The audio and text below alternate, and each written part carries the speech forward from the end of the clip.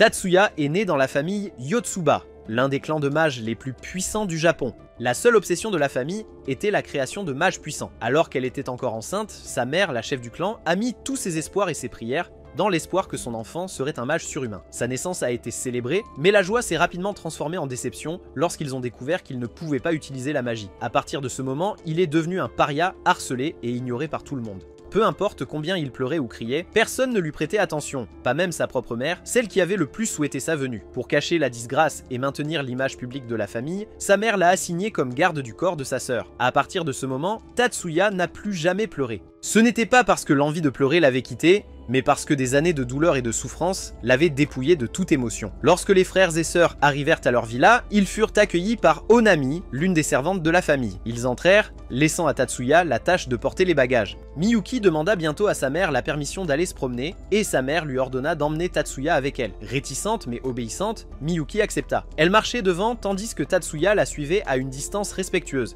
Alors qu'elle se déplaçait dans les rues silencieuses, les pensées de Miyuki bouillonnaient de frustration. Elle considérait qu'il était inutile pour quelqu'un de plus faible qu'elle de servir de gardien, mais son fil de pensée fut interrompu lorsque Tatsuya l'arrêta soudainement juste avant qu'elle ne heurte presque un homme. L'homme l'a délibérément bousculée. 3 soldats en congé prirent des positions menaçantes, tentant d'intimider les frères et sœurs. Tatsuya se plaça devant Miyuki, son regard ferme et son calme dégageant un avertissement silencieux qu'il était le véritable danger. Provoqué, un soldat lança un coup de poing imprégné de magie. Tatsuya l'a bloqué avec aisance, laissant Miyuki stupéfaite. Elle savait qu'il ne pouvait pas utiliser la magie, pourtant ce qu'elle voyait défiait sa compréhension. Après avoir donné un avertissement, Tatsuya a contré la prochaine attaque avec un seul coup de poing qui a envoyé l'homme au sol. Sans hésitation, il a pris Miyuki par la main et s'est éloigné, laissant le soldat étendu par terre. Miyuki était encore sous le choc de cette démonstration de compétence inattendue au combat. Lorsqu'ils sont retournés à la villa, Minami a remarqué l'état perturbé de Miyuki. En entendant ce qui s'était passé, Minami félicita Tatsuya, mais il rejeta cela comme rien de plus que son devoir, laissant Miyuki perplexe face à ces mots. Miya, souffrante, fit son propre commentaire, remarquant sa conscience de sa position. Avec Miya incapable d'assister à une réunion sociale, Miyuki fut envoyée à sa place pour saluer l'un des chefs de branche de la famille. Elle n'aimait pas l'idée, mais Onami l'entraîna à dissimuler ses sentiments pour l'image publique future. À la fête, Miyuki salua formellement Mitsugu, le chef de branche, qui l'emmena rencontrer ses cousins. Tatsuya resta près du mur dans son rôle d'escorte. Les enfants le remarquèrent rapidement et se précipitèrent vers lui. Alors qu'il leur parlait, un léger sourire apparut sur son visage, quelque chose que Miyuki n'avait jamais vu diriger vers elle. La vue éveilla une jalousie silencieuse. Même si elle ne s'était jamais souciée de lui, Mitsugu intervint bientôt, emmenant les enfants sous prétexte d'aider Tatsuya, bien qu'en réalité, c'était pour les empêcher d'interagir avec lui. Miyuki réfléchit à la politique interne de la famille et à la manière dont il tenait activement tout le monde à distance de Tatsuya. Pour la famille Yotsuba, Tatsuya n'était rien de plus qu'un garde du corps, un outil jetable destiné à protéger sa sœur, même au prix de sa propre vie. En raison de l'influence froide de la famille, Miyuki ne le considérait jamais comme un frère, et son comportement distant et sans émotion la convainquait qu'il n'éprouvait aucune affection pour elle non plus. Il était obligé de rester à ses côtés, non par choix, mais par obligation. La tension s'est apaisée lorsque Tatsuya a demandé la permission de patrouiller les lieux. Son dévouement à remplir son rôle a inspiré Miyuki à se concentrer sur son propre devoir, représentant leur mère avec grâce. Le lendemain, la famille a décidé de passer son temps libre à bord d'un yacht de luxe. Entourés de richesses, ils posèrent pour des photographies, tandis que la brise marine emportait l'instant. Onami incita les frères et sœurs à prendre une photo ensemble, mais Tatsuya, comme toujours, chercha d'abord l'approbation silencieuse de sa mère. Elle fit un signe de tête silencieux, et à la surprise de Miyuki, un rougissement réchauffa ses joues alors qu'elle souriait pour la caméra. Le calme fut brisé lorsque le yacht vira brusquement pour éviter une attaque de sous-marins. Miyuki et Onami dégainèrent rapidement leur CAD, les dispositifs qui leur permettaient de lancer de la magie, se préparant à défendre le navire. Quand Miyuki regarda Tatsuya, elle remarqua ses mains vides. Il ne portait aucun appareil, un rappel de ce qu'elle croyait être son inutilité en tant que mage. Deux formes sombres filaient dans l'eau sous eux, des torpilles, la panique s'installa. Aucun de leurs sorts ne pouvait contrer une telle menace. Puis, sans avertissement, Tatsuya leva la main vers les armes qui arrivaient. En un instant, les torpilles furent démantelées, réduites à des fragments inoffensifs. Les yeux de Miyuki s'écarquillèrent d'incrédulité. Il n'avait pas de CAD, et pourtant, il venait de réaliser une magie avancée en une fraction de seconde. Son cœur s'accéléra. Pour la première fois, elle commença à se demander qui était vraiment son frère, et comment elle pourrait se rapprocher de lui. Ce soir-là, Kazama, capitaine de la base militaire voisine, arriva à la villa pour prendre une déposition concernant l'attaque. Alors que les frères et sœurs l'accompagnaient dehors, ils rencontrèrent le soldat que Tatsuya avait mis à terre quelques jours plus tôt. Le reconnaissant, Kazama obligea le soldat à s'excuser. Tatsuya accepta seulement après que le léger hochement de tête de Miyuki ait signalé son approbation. Intrigué, Kazama invite Tatsuya à visiter sa base. Le lendemain, leur mère, se préparant à assister à un événement réservé aux femmes, encouragea Tatsuya à y aller, voyant cela comme une opportunité précieuse. Miyuki demande à se joindre, expliquant qu'elle souhaitait mieux comprendre les compétences de son garde du corps assigné. Leur mère accepta de les laisser tous les deux visiter la base, mais leur rappela de se comporter comme des frères et sœurs en public, en instruisant Tatsuya d'appeler Miyuki par son prénom plutôt que mademoiselle. À leur arrivée, ils furent accueillis par Sanada, qui les conduisit à une zone d'entraînement où les troupes s'exerçaient à la magie de base sans dispositif sous la supervision de Kazama. L'entraînement passa rapidement à des matchs d'entraînement, et Kazama invita Tatsuya à participer. Le premier adversaire de Tatsuya était un champion national de boxe. Le match commença par une rafale rapide de coups de poing, mais Tatsuya les évita avec aisance et termina le combat avec un seul coup précis. Son prochain adversaire était un ceinture noire de karaté, et Kazama lui ordonna de donner le meilleur de lui-même, malgré le fait qu'il affrontait quelqu'un de si jeune. Alors que le soldat avançait, Sanada observa que Tatsuya s'approchait de l'homme. Le match comme s'il s'agissait d'un véritable combat, gardant ses distances en cas d'arme cachée. Le combat se termina avec Tatsuya contrant l'attaque et renversant le soldat au sol. Voir un jeune adolescent vaincre des soldats pleinement entraînés éveilla la fierté de l'unité, et Kazama demanda un dernier match. Joseph, le même soldat que Tatsuya avait vaincu le premier jour, s'est porté volontaire, désireux de se racheter. Kazama a confirmé les compétences de Joseph, et Tatsuya a accepté le combat malgré l'inquiétude de Miyuki. Cette fois, le match permettrait l'utilisation de la magie. Miyuki a protesté, mais Tatsuya a écarté sa préoccupation, notant que la magie était essentielle pour un magicien. Tatsuya utilisa son agilité pour créer de la distance avant de lancer un sort étourdissant mettant Joseph à terre. Le match se conclut lorsque Tatsuya libéra Graham Demolition, désactivant entièrement la magie de Joseph et assurant la victoire. La technique, un sort de rang S capable de détruire la magie ennemie, laissa tout le monde stupéfait. Après l'entraînement, Kazama invita les frères et sœurs à prendre le thé pour discuter de la technique, tandis que Sanada proposa de montrer à Tatsuya les dollars canadiens sur lesquels il travaillait. Les appareils ont suscité l'intérêt de Tatsuya, et dans les jours qui ont suivi, Miyuki l'a remarqué travaillant sans relâche dans sa chambre sur des CAD, bien qu'elle ne puisse pas en comprendre la raison. Le calme a été brusquement interrompu par le hurlement des sirènes de raid aérien. Une annonce a rapporté qu'un bateau de patrouille avait été attaqué au large de la côte et que l'île était sous le feu de missiles. Les citoyens ont été exhortés à évacuer. Tatsuya est apparu pour les informer que Kazama avait offert un abri à la base. À ce moment-là, le téléphone a sonné. Onami a relayé que c'était la sœur de Miya, leur conseillant de se réfugier à la base et de faire retirer le limiteur de Tatsuya. Miya a accepté et a demandé à Tatsuya de solliciter un transport auprès de Kazama.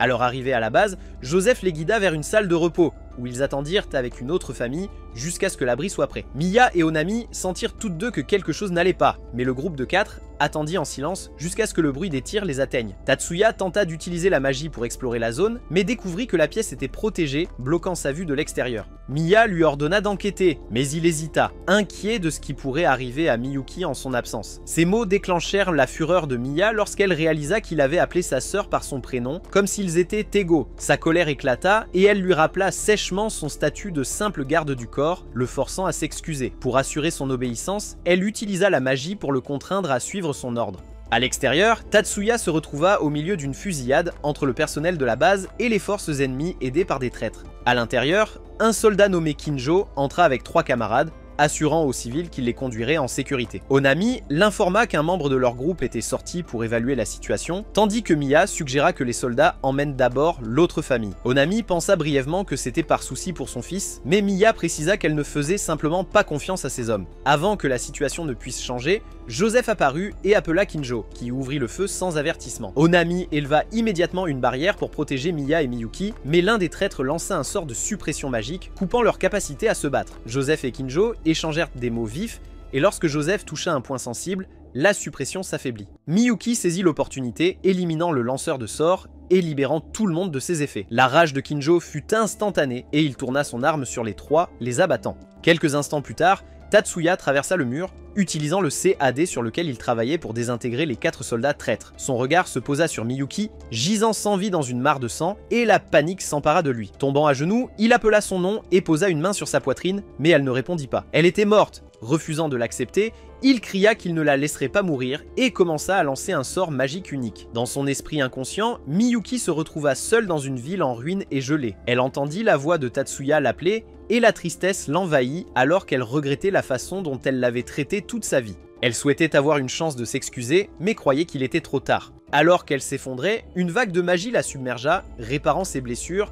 et restaurant son corps à son état avant qu'elle ne soit touchée. Elle ouvrit les yeux, réalisant que c'était la magie de Tatsuya, et s'émerveilla de sa puissance. Une fois sa guérison terminée, Tatsuya l'enlaça avec soulagement. Elle lui rendit son étreinte, refusant de le laisser partir alors qu'il se levait pour protéger les autres. Son attention se porta sur la forme immobile de leur mère, criblée de balles. Pour la première fois, elle l'a appelé frère avec sincérité. Il a guéri et ressuscité à la fois Miya et Onami, et alors qu'il reprenait conscience, le médecin de la base s'est déplacé pour examiner l'état de Miya. Kazama a présenté des excuses pour les actions des traîtres, mais Tatsuya a exigé une explication. Kazama a révélé que l'autre famille avait été la cible prévue et que sa famille avait été prise en otage. Il a ensuite exposé la situation. L'ennemi contrôlait maintenant les eaux entourant l'île et des troupes terrestres avaient débarqué le long du rivage près du village. Réalisant la situation, Tatsuya demanda que sa famille soit placée dans l'endroit le plus sûr disponible. Il a également demandé une armure et de l'équipement, se préparant à affronter directement l'ennemi. Lorsque Kazama a interrogé sa raison, Tatsuya a expliqué que c'était pour venger la mort de sa sœur. Kazama a précisé qu'il n'autoriserait pas le meurtre de non-combattants ou de ceux qui se rendaient, mais les yeux de Tatsuya sont devenus froids alors qu'il promettait que l'ennemi n'aurait aucune chance de se rendre. Avec cela, Kazama a accepté de le déployer aux côtés de l'unité.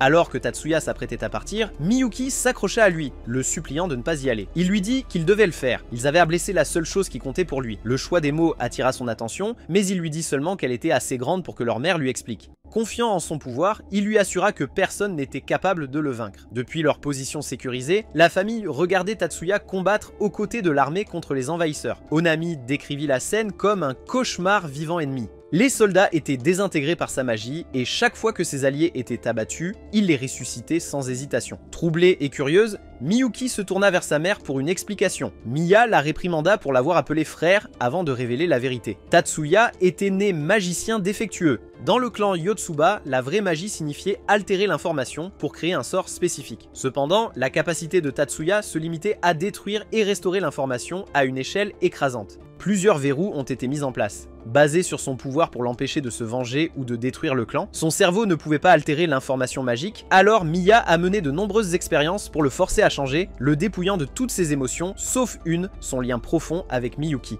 Lorsque toutes les tentatives échouèrent, Miya décida d'utiliser son pouvoir défectueux et cet attachement indéfectible le liant au rôle de son garde du corps. La révélation fit pleurer Miyuki. Se retournant vers l'écran, elle se demanda comment elle pourrait jamais le remercier pour tout ce qu'il avait fait. Alors que la bataille touchait à sa fin, 6 navires se détachèrent de la flotte ennemie, tentant de fuir. Les soldats se préparèrent à intercepter, mais le commandant de la base leur ordonna de ne pas intervenir. Seuls Sanada, Kazama et Tatsuya restaient. Dans les mains de Tatsuya se trouvait un énorme CAD de type sniper de sa propre conception. En le voyant, Onami demanda la permission de se déployer et de le soutenir. Leur mère donna son consentement, semblant comprendre exactement ce que Tatsuya avait l'intention de faire. Onami le rejoignit, déployant ses boucliers pour absorber le bombardement entrant, se consacrant entièrement à la défense pour que Tatsuya puisse se concentrer sur son attaque. Ses efforts lui donnèrent le temps nécessaire pour lancer son sort. Canalisant une puissance immense, Tatsuya activa l'explosion matérielle, anéantissant la flotte ennemie en un seul coup et générant un tsunami massif alors que les survivants se repliaient. Lorsqu'ils atteignirent la sécurité,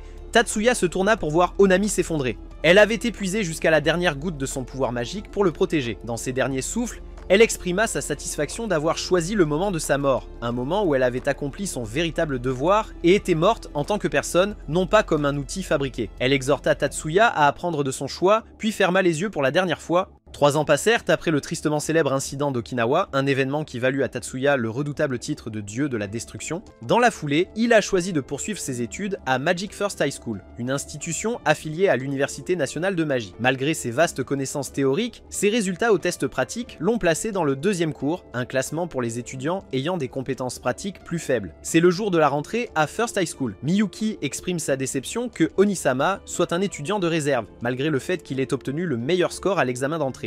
Onisama explique que les compétences pratiques comptaient plus que les résultats des tests, donc il a juste eu de la chance d'être admis. Miyuki rétorque que personne ne peut le battre en académique ou en arts martiaux, mais il l'interrompt. Il dit qu'elle se fâche toujours pour lui et il se soucie de ce qu'elle fait pour lui. Miyuki rougit et Onisama lui rappelle qu'elle était intelligente, donc il a hâte de la voir briller en tant qu'étudiante du premier cours.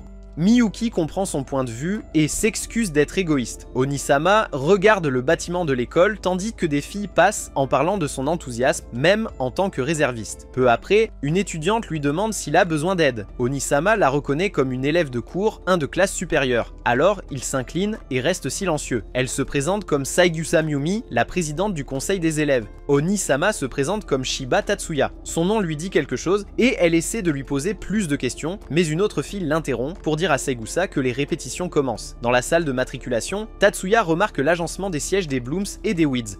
Quelques étudiants Weed demandent à s'asseoir à côté de lui et se présentent. La cérémonie de matriculation commence et la sœur de Tatsuya, Shiba Miyuki, est appelée à prononcer un discours en tant que représentante de la nouvelle promotion. À l'extérieur de la salle, Mizuki et Erika lui demandent s'il veut visiter leur salle de classe, mais il refuse, disant qu'il attend sa sœur. Mizuki demande si Miyuki est sa sœur, et il le confirme. Tatsuya félicite Miyuki pour avoir reconnu la relation, et elle explique qu'elle a perçu leurs auras et remarqué qu'ils ont des regards autoritaires similaires. Tatsuya complimente sa vue perçante, mais mentionne qu'elle a une hypersensibilité aux émissions de particules spirituelles, ce qui rend dangereux pour elle de regarder ses secrets. Miyuki l'appelle, interrompant le fil de ses pensées. Elle arrive avec le président du conseil des élèves et sa collègue. Miyuki le taquine à propos de sortir ensemble quand elle aperçoit Mizuki et Erika, mais il décline, les présentant comme ses camarades de classe. Tatsuya remarque que le conseil des élèves traîne encore, ce qui le pousse à demander à Miyuki s'ils en ont fini avec elle. La présidente prend cela comme son signal pour partir, disant à Miyuki qu'elles discuteront de plus de détails la prochaine fois. Elle informe Tatsuya qu'ils auront une longue discussion plus tard,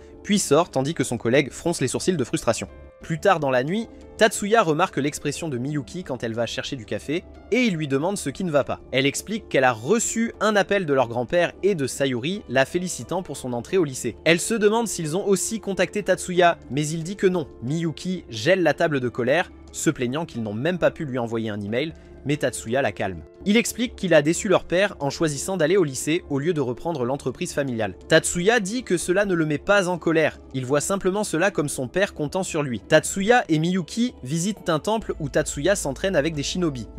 Yakumwa, le maître de Tatsuya, s'approche furtivement de Miyuki et elle le gronde. Il la taquine en plaisantant sur son entrée au lycée, ce qui la perturbe jusqu'à ce que Tatsuya intervienne pour le perturber. Ils finissent par se battre en duel, et même si Tatsuya fait de son mieux pour bloquer les attaques, il perd. Miyuki utilise la magie pour nettoyer son uniforme et les vêtements de Tatsuya. À l'école, Tatsuya tape rapidement sur l'ordinateur, ce qui rend Mizuki et Erika curieuses de ce qu'il fait. Il leur dit qu'il vérifie le programme et s'inscrit au cours. Un autre étudiant loue sa rapidité et se présente comme Léo. Il demande à Tatsuya quel est son sort magique signature, et Tatsuya explique qu'il veut devenir ingénieur en magie puisqu'il a des difficultés avec les compétences pratiques. Léo demande alors qui est Erika, et ils se chamaillent sur l'impolitesse de l'autre. Pendant le déjeuner, ils s'assoient tous les quatre ensemble et parlent de leurs intérêts. Miyuki arrive et demande à se joindre à eux, mais certains élèves du cours, un arrive et suggère qu'elle mange avec eux au lieu de traîner avec des mauvaises herbes. Léo se lève pour les confronter, mais Tatsuya déclare qu'il a fini de manger et veut partir. À la fin de la journée scolaire, les camarades de classe de Miyuki essaient de l'empêcher de partir avec Tatsuya parce qu'ils veulent parler. Il lui dit d'arrêter de s'associer avec des mauvaises herbes. Mizuki se demande ce qui rend les autres étudiants si supérieurs, même s'ils viennent juste de s'inscrire. Le chef de la bande décide de le prouver. Il sort un pistolet pour les menacer, mais Tatsuya l'arrête discrètement. Un autre étudiant du cours intente de les attaquer, mais une étudiante crie pour qu'ils s'arrêtent. Elle fige le temps et saute pour attaquer jusqu'à ce que le président arrive pour intervenir. Marie, la chef du comité disciplinaire, leur dit de la suivre pour donner leur déclaration, mais Tatsuya s'avance pour défendre tout le monde et éviter des sanctions. Il détourne habilement les mots de Marie pour protéger l'étudiante, ce qui lui vaut le commentaire qu'il est habile à tromper. Marie et Tatsuya se fixent jusqu'à ce que Miyuki les interrompe. Saigusa dit à Marie de passer l'éponge sur la situation, puisque Tatsuya a dit que c'était une expérience d'apprentissage pour lui. Elle leur conseille d'éviter l'auto-apprentissage, impliquant l'activation de la magie en raison de certaines restrictions. Marie décide de laisser tomber et demande le nom de Tatsuya en sortant, disant qu'elle s'en souviendra. Le chef de la bande du cours, se présente comme Morisaki Shon, et dit à Tatsuya d'oublier l'idée qu'il lui doit quelque chose. Miyuki suggère qu'ils rentrent chez eux, mais l'étudiante que Tatsuya a couverte les approche et s'excuse. Elle se présente comme Mitsui et propose de marcher avec eux jusqu'à la station. En chemin, il parle du CAD de Miyuki, et elle explique que Tatsuya la rassure en le faisant fonctionner correctement. Mizuki et Léo le félicitent pour ses compétences et sa compréhension du système d'exploitation. Erika lui demande de vérifier le sien, et il dit qu'il se sent incertain à l'idée de toucher à un CAD unique comme le sien. Erika le qualifie d'incroyable pour l'avoir remarqué. Léo l'identifie comme un sort de type gravure, et Erika lui explique le concept. Il continue, affirmant qu'elle doit le nourrir, pion constamment, et demande comment elle n'a pas épuisé son énergie. Erika dit qu'elle sait que c'est son domaine d'expertise, mais elle n'en utilise pas beaucoup parce qu'elle n'utilise les pions qu'au moment de l'extension et de l'impact. Elle compare cela au principe de la fente du casque. Les autres la regardent avec stupeur, et Miyuki explique que la fente du casque est une technique classée sous les compétences secrètes ou les arts occultes, ce qui signifie que ce n'est pas seulement une question d'avoir beaucoup de pions. Le lendemain à l'école, Sagusa interpelle Tatsuya et les invite à discuter pendant le déjeuner, ce qu'ils acceptent. Miyuki et Tatsuya arrivent à la salle du conseil des étudiants. Le président présente les membres du conseil des élèves, Mari, la présidente du comité de discipline, Ichihara, le trésorier, et Azusa, la secrétaire. Après le déjeuner, Saigusa va droit au but, expliquant que le président du conseil des élèves est élu tandis que les autres candidats sont choisis et révoqués par le président. Elle mentionne qu'il nomme toujours un représentant de première année au conseil des élèves et demande à Miyuki si elle accepterait le poste. Miyuki regarde Tatsuya pour avoir son avis et il lui fait signe d'accepter. Miyuki se lève et accepte le poste, mais demande si son frère peut également rejoindre le conseil des élèves puisqu'il est talentueux. Ichihara lui dit qu'il y a une règle selon laquelle les membres du conseil des élèves doivent être choisis parmi les élèves du cours 1, ce qui signifie que l'ensemble des élèves devraient voter pour un changement s'ils veulent l'accepter. Miyuki s'excuse tristement d'avoir été trop direct. Saigusa confirme l'acceptation de Miyuki et dit qu'Azusa expliquera ses devoirs en détail. Mari interrompt pour parler à Saigusa d'un poste vacant dans le comité de discipline, suggérant qu'un étudiant de la deuxième filière prenant le poste ne violerait pas les règles. Saigusa est d'accord et nomme immédiatement Tatsuya pour le poste. Tatsuya essaie de refuser, disant qu'il ne sait pas en quoi consistent les devoirs et qu'il pense qu'il devrait avoir son mot à dire. Ichihara fait remarquer que Miyuki non plus, mais elle a accepté. Saigusa écarte cela et explique à Tatsuya que le comité disciplinaire est chargé de maintenir l'ordre à l'école. Tatsuya essaie encore d'éviter le rôle, disant qu'il est un étudiant de deuxième cours et pas assez compétent pour empêcher les autres d'utiliser la magie pendant les conflits. Mais Mari insiste qu'elle s'en occupera avec sa force. Elle suggère de continuer la discussion après l'école. Pendant l'entraînement, Tatsuya parle à ses camarades de l'invitation et Erika avertit que c'est dangereux. Tatsuya teste sa vitesse et réalise qu'il est trop lent. Miyuki et Tatsuya entrent dans le bureau du conseil des élèves. Le vice-président, Hattori, passe à côté de Tatsuya, se présente à Miyuki et lui souhaite la bienvenue au conseil. Saigusa dit qu'il est temps de commencer et Mari demande à Tatsuya de la suivre au siège du comité disciplinaire pour qu'il puisse observer et apprendre. Hanzo interrompt, en désaccord avec la nomination de Tatsuya au comité parce qu'aucun Weed n'a jamais été nommé. Mari le réprimande pour avoir qualifié un élève de Weed devant elle. Hattori ajoute que faire partie du comité disciplinaire nécessite des compétences pratiques, mais que quelqu'un comme lui ne peut pas gérer cela puisqu'il est inférieur. Mari explique que Tatsuya a les yeux et l'esprit pour lire directement les séquences d'activation, ce qui lui permet de prédire avec précision les sorts à activer. Hattori ne croit pas qu'il ait cette compétence. Mari déclare qu'elle l'a nommé parce qu'elle veut que son comité évite la discrimination entre les deux filières. Hattori exprime son désaccord au président, mais Miyuki l'interrompt. Elle déclare que Tatsuya ne peut pas être vaincue au combat, mais Hattori lui dit qu'elle ne devrait pas laisser son jugement être obscurci par le népotisme en tant que magicienne en herbe. Miyuki insiste sur le fait que son jugement est clair, mais Tatsuya l'arrête. Il défie Hattori à un combat simulé pour prouver que sa sœur a raison. Tout le monde est surpris et Hattori accepte le défi, disant qu'il montrera à Tatsuya sa place. En chemin, Miyuki s'excuse auprès de Tatsuya de l'avoir mis dans l'embarras, mais Tatsuya la rassure. Il lui rappelle qu'elle se met en colère pour lui. Il lui suggère de dire quelque chose de plus approprié pour le moment, et elle lui souhaite bonne chance. Tatsuya arrive dans la salle d'entraînement et configure son CAD en forme de pistolet. Il explique à Mari qu'il n'a pas la capacité de traitement pour maîtriser un CAD général. Hattori rit de lui et élabore un plan pour le vaincre. Mari fixe les règles et la bataille commence. Mais à la surprise générale, Tatsuya bat Hattori immédiatement. Mari commence en demandant à Tatsuya s'il a utilisé un sort d'auto-accélération, mais Tatsuya dit non, expliquant que c'était juste une technique physique authentique. Miyuki intervient, disant fièrement que son frère pratique le ninjutsu du célèbre Yakumo Kokonoe, ce qui surprend tout le monde. Saigusa se demande si le sort qu'il a utilisé lors de l'attaque était du ninjutsu, car on aurait dit qu'il libérait des ondes Seon. Tatsuya le confirme et explique comment Hattori s'est retrouvé assommé. Ichihara analyse ses techniques et se demande comment son score technique à l'examen d'entrée peut être si bas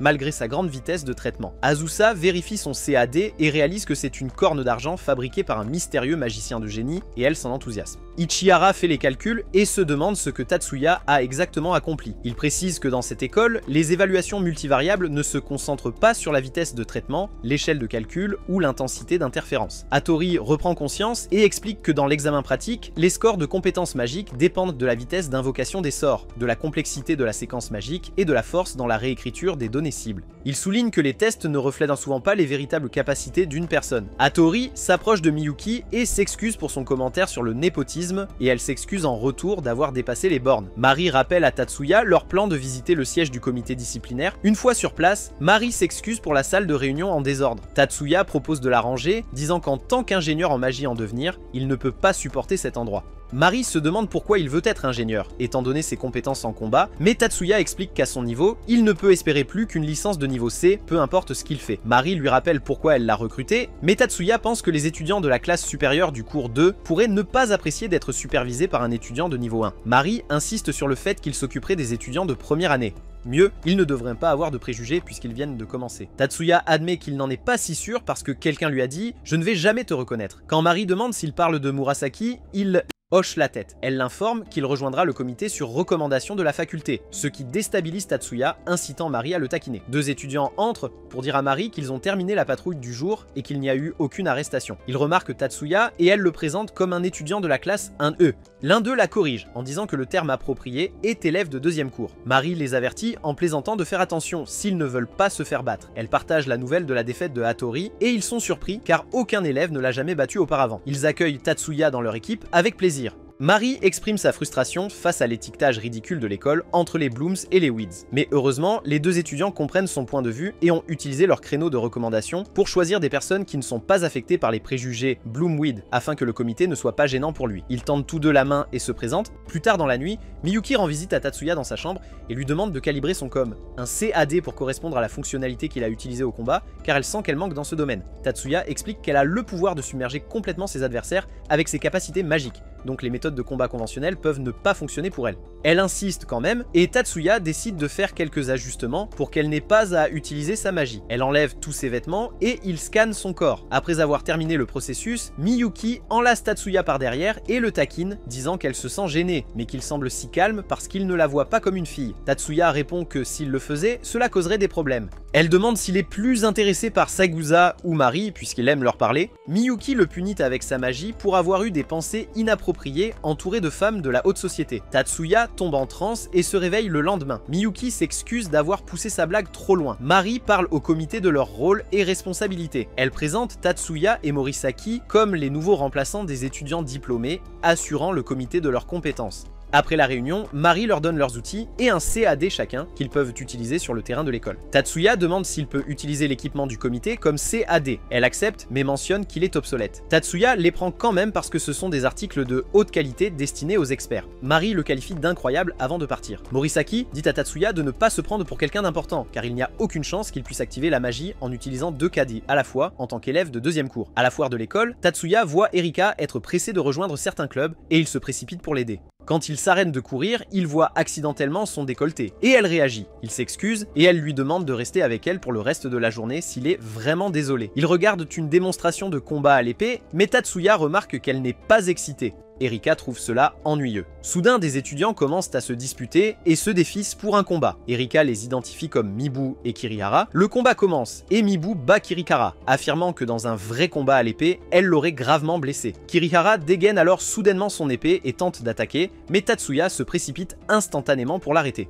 Il informe le quartier général de la situation, tandis que les amis de Kirihara essaient furieusement de l'attaquer, mais il dévie leur coup. Mibu veut l'aider, mais son instructeur la retient, regardant Tatsuya avec admiration. Tatsuya se tient devant le comité et partage son expérience. Il déclare qu'il a signalé Kirihara au comité de santé parce qu'il l'a blessé en essayant de le maîtriser, mais il n'a pas insisté davantage puisque Kirihara a admis ses erreurs. Le comité accepte son jugement, tandis que Mari mentionne qu'elle ne transmettra pas l'affaire au comité disciplinaire. Elle demande l'avis de Jumonji et il loue la décision de Tatsuya, ajoutant qu'il le conseillera pour avoir utilisé un sort mortel. Mari vérifie avec Tatsuya pour confirmer si Kirihara était le seul à utiliser la magie, et il confirme que c'était le cas. Il le remercie et il quitte la pièce. Tatsuya s'excuse auprès de ses collègues et de Miyuki pour être en retard au dîner. Léo commence à l'interroger sur le sort mortel de rang B que Kirihara a utilisé, disant que Tatsuya a de la chance de ne pas avoir été blessé. Tatsuya explique que le sort a une portée effective limitée, ce qui le rend similaire à la manipulation d'une épée tranchante. Mizuki, inquiète, fait remarquer que cela semble facile de gérer une vraie épée, mais Miyuki la rassure en disant que Tatsuya est fort et imbattable. Miyuki mentionne que l'annulation des séquences magiques est la spécialité de Tatsuya et demande s'il a utilisé le brouillage de sort. Il admet qu'il ne peut pas rivaliser avec elle, elle dit en plaisantant qu'elle peut le voir à travers. Leurs collègues plaisantent commente en disant qu'ils ressemblent à un couple à cause de leurs interactions. Léo demande à propos du cast jamming et Erika explique qu'il a besoin d'un Antonite pour l'activer. Mizuki se demande comment il l'a obtenu car c'est cher. Tatsuya précise que ce n'est pas seulement une question de coût, les civils ne sont pas autorisés à en posséder car c'est une ressource militaire. Il révèle qu'il a appliqué les théories du cast jamming à un brouillage magique spécifique. Erika demande s'il a créé un nouveau type de magie,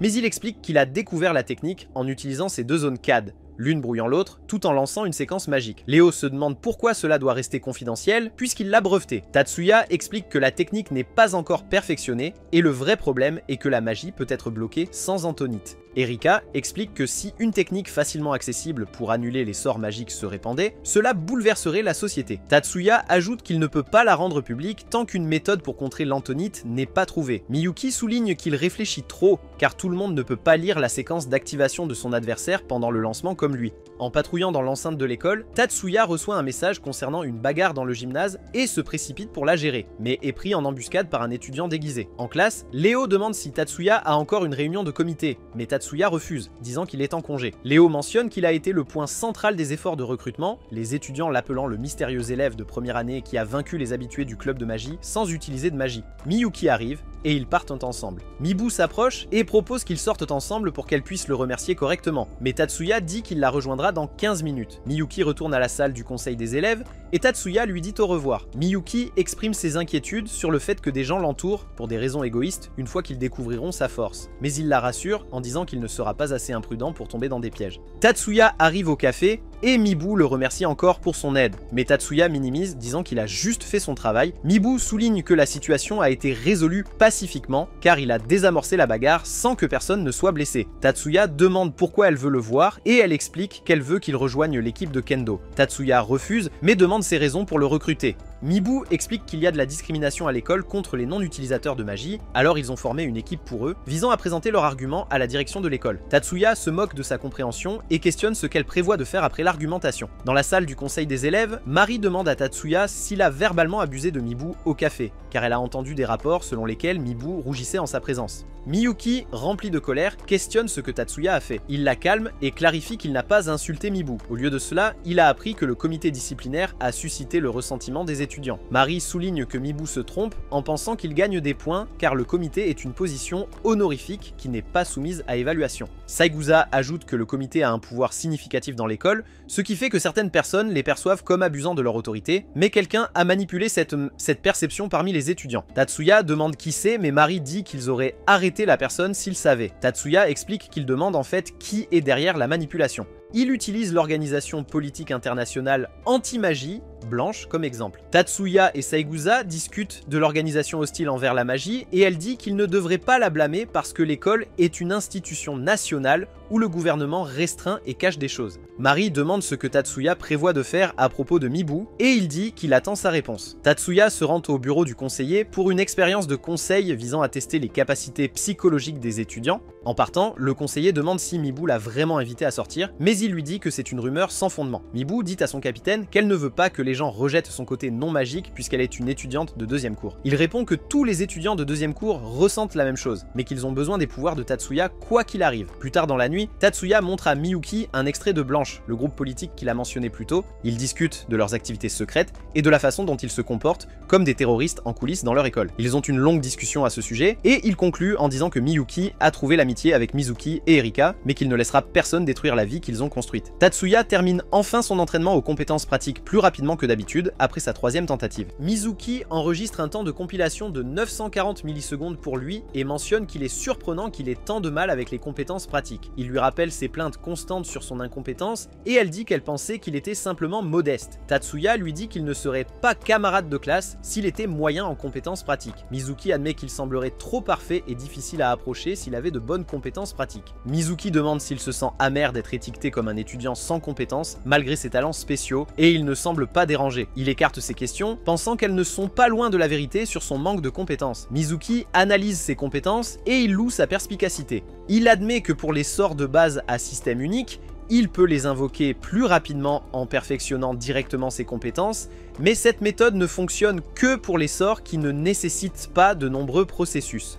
Et comme il atteint un maximum de 5 processus, c'est le mieux qu'il puisse faire. Mizuki pense que 5 processus seront plus que suffisants pour le combat, mais il précise qu'il n'étudie pas la magie pour le combat, c'est pourquoi il peut accepter d'être jugé équitablement pour ses compétences de traitement moindres. Mizuki exprime à quel point elle est impressionnée par son choix. Elle dit qu'elle suivra son exemple et fixera son objectif d'utiliser la magie de manière nouvelle, pas seulement pour devenir magicienne. Elle s'emballe en parlant de réaliser ses objectifs jusqu'à ce qu'Erika la ramène à la réalité. Elle s'excuse pour son emportement, tandis que Tatsuya réfléchit au fait qu'il a été forcé de devenir un magicien, même s'il ne peut pas utiliser la magie, et cela ressemble à une malédiction. Tatsuya rencontre Mibu, qui répond à sa question. Elle partage qu'elle veut que l'école améliore la façon dont ils sont traités, surtout en ce qui concerne les cours. Tatsuya demande si elle veut des changements dans les installations, mais elle dit que ce n'est pas à ce point. Il se demande si cela concerne les activités de club, mais il sait que les équipes de Kenjutsu et de Kendo ont des allocations d'espace égales. Mibu demande s'il n'est pas mécontent à cause de ses réponses, et il admet qu'il l'est, mais il n'est pas intéressé par des changements car ses attentes pour l'établissement éducatif ne sont pas élevées. Tatsuya dit que tant qu'il peut lire des documents inédits disponibles uniquement dans les écoles affiliées à l'université de magie et obtenir son diplôme d'une école de magie, il est satisfait. Il ajoute que la discrimination vient des étudiants, pas de l'école, donc il ne partage pas les mêmes vues qu'elle. Il se lève et s'éloigne, la laissant se sentir impuissante. Pendant le cours, les étudiants écoutent une interception depuis la salle de diffusion par l'équipe de Kendo. Ils cherchent une occasion de négocier avec le conseil des étudiants et la fédération des activités extrascolaires au sujet de la discrimination persistante dans l'école. Miyuki et Tatsuya arrivent à la salle de diffusion pour trouver les autres membres du conseil qui attendent près de la porte. Mari rapporte qu'ils ont coupé leur connexion, donc ils ne peuvent pas diffuser, mais ils se sont enfermés avec la clé principale. Tatsuya souligne que c'est un crime et Ichihara ajoute que c'est pourquoi il devrait le gérer discrètement. Tatsuya demande l'avis du président Jumonji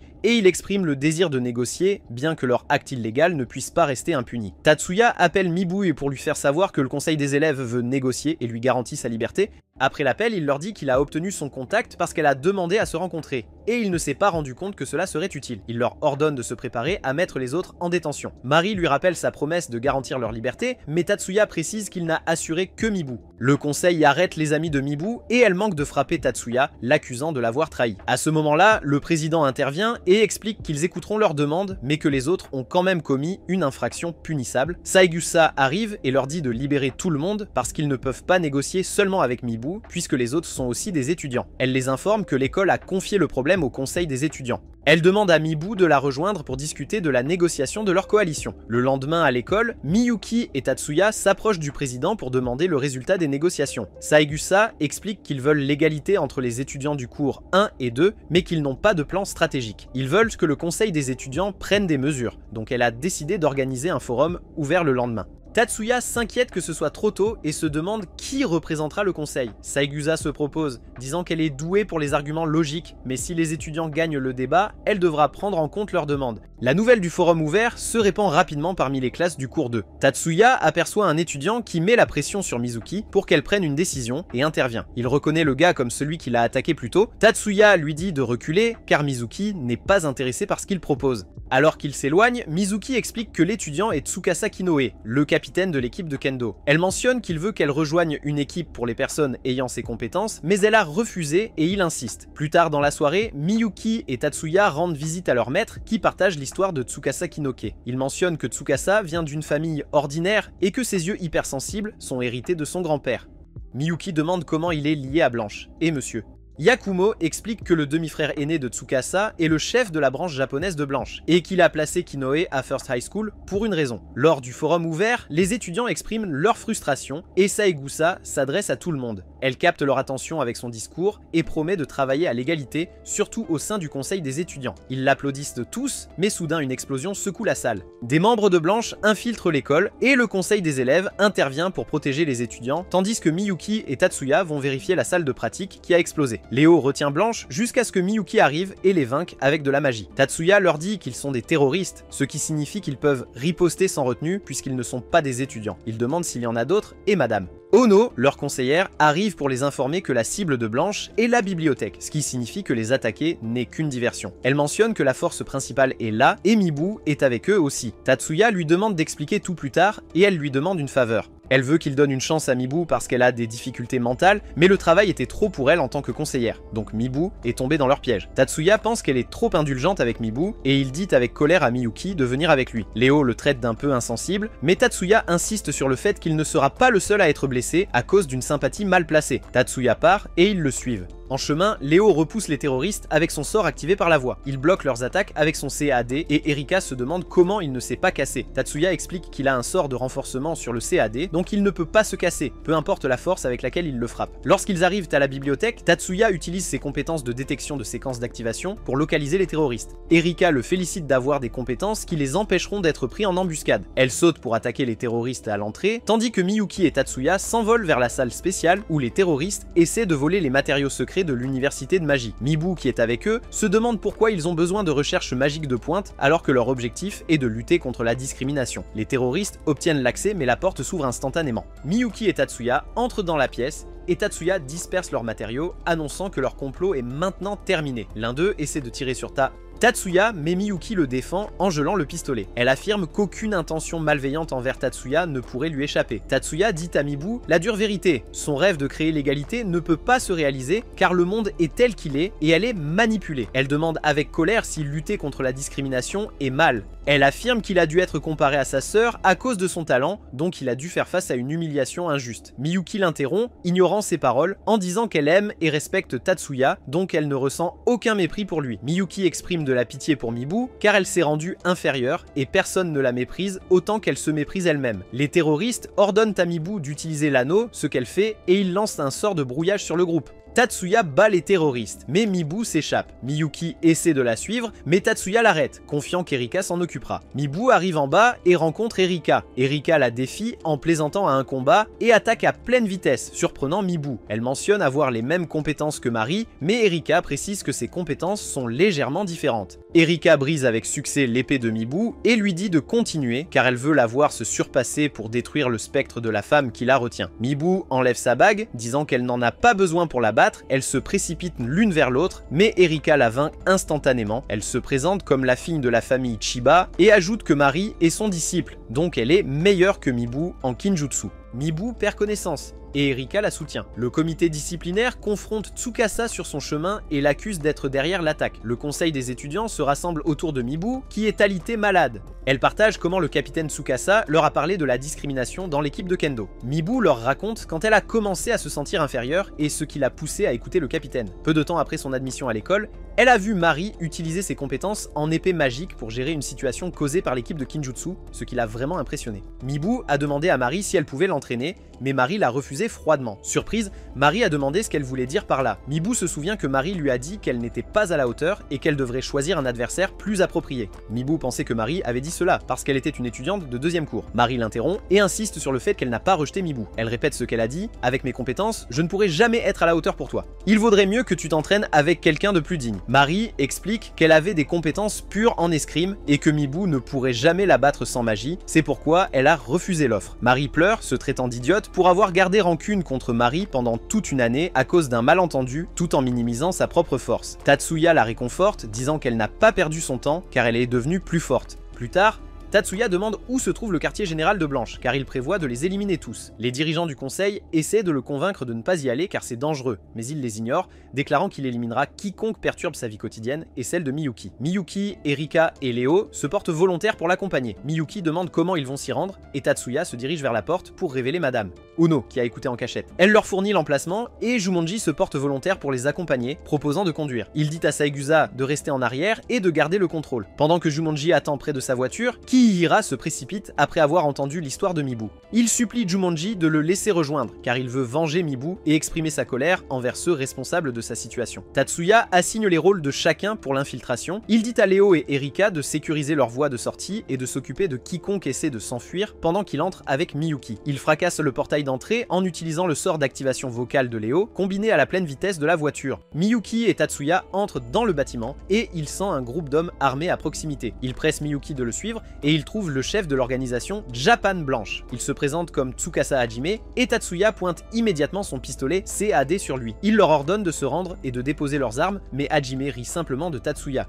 Il offre à Tatsuya une place dans leur organisation car il est intéressé par sa capacité à effectuer des interférences de sorts sans Antonite. Tatsuya voit voit clair dans son plan et fait le lien. Il révèle qu'il a utilisé Mibu pour entrer en contact avec lui et son frère pour l'attaquer, car il est après ses compétences. Hajime le félicite d'être intelligent, mais dit que venir l'attaquer en sachant tout cela montre qu'il est encore un enfant. Hajime lance ses lunettes en l'air et déclenche une attaque d'hypnose sur Tatsuya, lui ordonnant de les rejoindre. Tatsuya le surprend en répondant et en expliquant le type de magie qu'il a utilisé sans être hypnotisé. Il se demande si c'est l'hypnose qu'Hajime a utilisée pour remplacer les souvenirs de Mibu, et Miyuki les qualifie avec colère de vulgaires voyous en réalisant qu'ils ont manipulé ses souvenirs. Tatsuya continue, disant qu'il a échappé à l'hypnose, car il n'est pas tombé dans le piège de distraction d'Hajime avec les lunettes et a contrôlé son CAD avec son autre main. Hajime est déconcerté par la façon dont il a esquivé l'attaque avec un brouillage de contre-attaque. Il ordonne à ses hommes de tirer sur Tatsuya, mais leurs armes se cassent sous son sort. Hajime prend la fuite, et Miyuki exhorte Tatsuya à le poursuivre pendant qu'elle s'occupe des autres hommes. Un des gars essaie d'attaquer Tatsuya, mais Miyuki le gèle avec de la magie.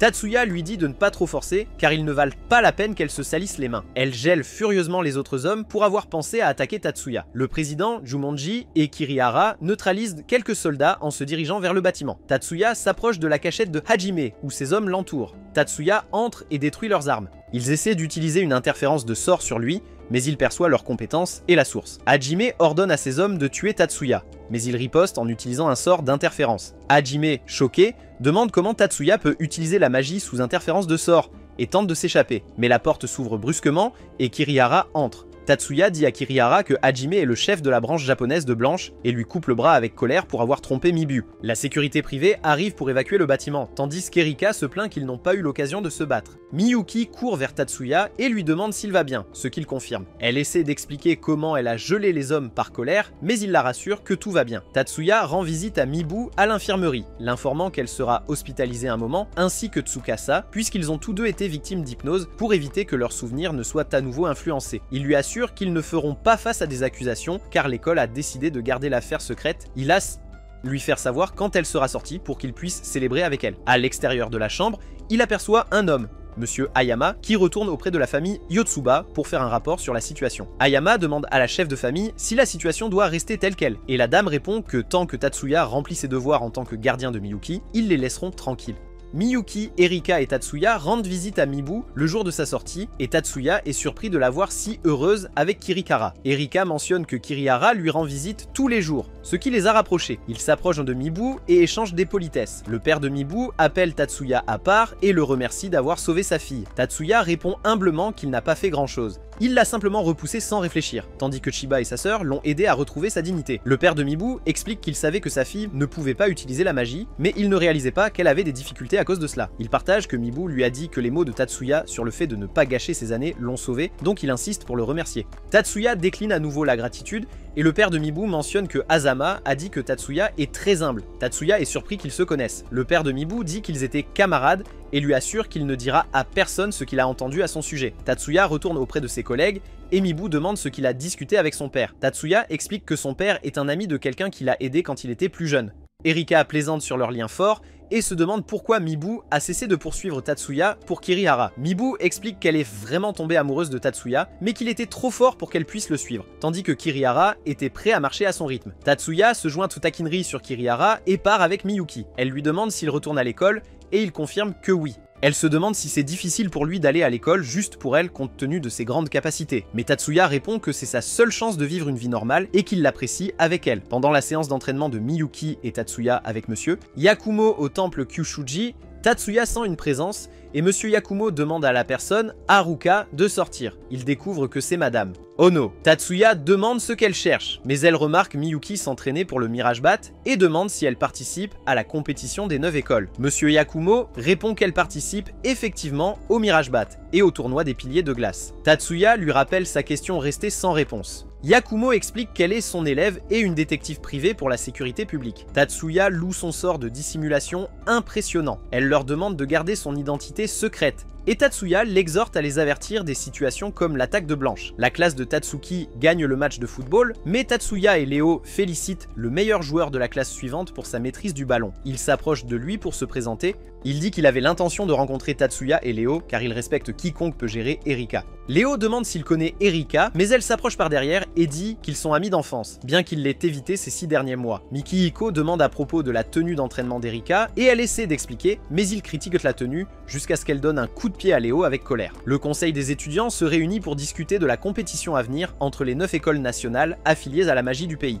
Un membre mentionne qu'ils ont tous leurs candidats prêts, mais que leurs ingénieurs ne sont pas encore complets. Ils n'ont qu'Azusa et Izuri de la 2e année, car les étudiants de 3e année se concentrent sur les compétences pratiques. Mari souligne qu'Izuri est juste un théoricien et n'est pas très bon en réglage fin. Saigusa demande à Ichihara si elle peut s'occuper de la tâche, mais elle refuse, disant qu'elle gênerait les autres avec ses compétences. Saigusa soupire de frustration tandis que Tatsuya propose de partir, mais Azusa l'arrête et le nomme pour le poste puisqu'il aide Miyuki à ajuster et calibrer son CAD. Mari et Saigusa se demandent comment ils ont pu l'oublier, mais Tatsuya essaie de refuser le rôle, expliquant que les étudiants de première année n'ont jamais fait partie de l'équipe technique. Mari lui dit que les précédents sont faits pour être brisés. Tatsuya explique qu'il a une mauvaise réputation parmi les étudiants et que le réglage fin du KD d'un utilisateur nécessite une confiance entre l'utilisateur et l'ingénieur, donc nommer quelqu'un qui subirait des critiques de la part des athlètes est une mauvaise idée. Miyuki l'interrompt et dit qu'elle aimerait qu'il ajuste son CAD pour la compétition et ils sont tous d'accord pour qu'il rejoigne l'équipe, le laissant sans voix. Saigusa les informe qu'il y aura des préparations après les cours.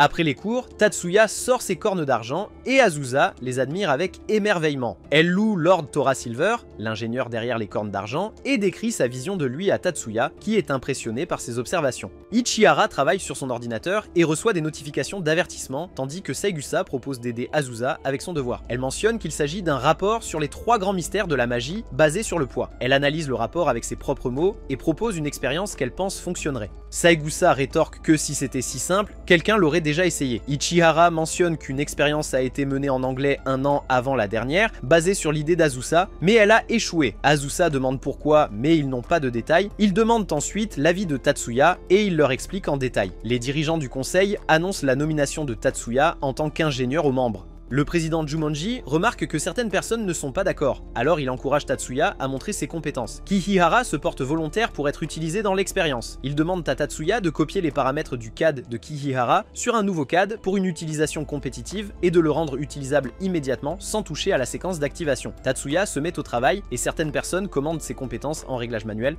Il le termine avec succès et Kihihara teste le CAD pour confirmer qu'il fonctionne parfaitement. Certains membres essaient encore de convaincre le conseil de ne pas l'ajouter à l'équipe, mais Hattori le défend, expliquant que la réputation de l'école est en jeu, donc ils ne peuvent pas s'attarder sur des détails insignifiants comme le fait qu'il soit en première année. Les autres dirigeants du conseil sont d'accord avec Hattori et ils décident de l'ajouter à l'équipe. Plus tard dans la nuit, Tatsuya reçoit un appel vidéo de son supérieur, le Major. Le Major lui dit que la machine Third Eye est prête, donc ils ont besoin de lui pour mettre à niveau le système et effectuer quelques tests de fonctionnalité. Tatsuya dit qu'il passera le lendemain puisque c'est aussi son jour de congé pour travailler au FLT. Avant que l'appel ne se termine, le Major demande des nouvelles de la compétition des 9 écoles et le prévient d'être prudent car ils ont reçu des informations selon lesquelles des membres d'un syndicat du crime international ont été vus là-bas à plusieurs reprises. Il mentionne que monsieur Mibu, le père de Mibu, a fourni l'information après avoir été transféré à l'agence de gestion de l'information du cabinet après l'armée et il supervise maintenant l'unité des crimes internationaux. Le Major dit qu'il le contactera lorsqu'il aura plus de mises à jour. Dans sa chambre, Miyuki passe avec une tasse de café portant son costume de Mirage Bat. Il complimente sa tenue et lui montre le sort de vol qu'il a terminé. Elle loue son talent et il l'encourage à tester le CAD avant qu'il ne l'apporte à FLT. Miyuki teste le sort de vol et confirme que tout fonctionne parfaitement. Tatsuya la regarde avec tendresse alors qu'elle vole avec. Tatsuya visite le centre de développement de FLT avec Miyuki où le personnel l'accueille chaleureusement, le qualifiant de jeune maître. Il demande le chef Ushiyama qui s'avance. Tatsuya le salue modestement, mais le chef insiste sur le fait qu'ils sont tous ses subordonnés, donc il devrait cesser d'être si humble ou risquer de donner un mauvais exemple. Il dit à Tatsuya que c'est un honneur pour tout le monde de travailler sous ses ordres en tant que monsieur.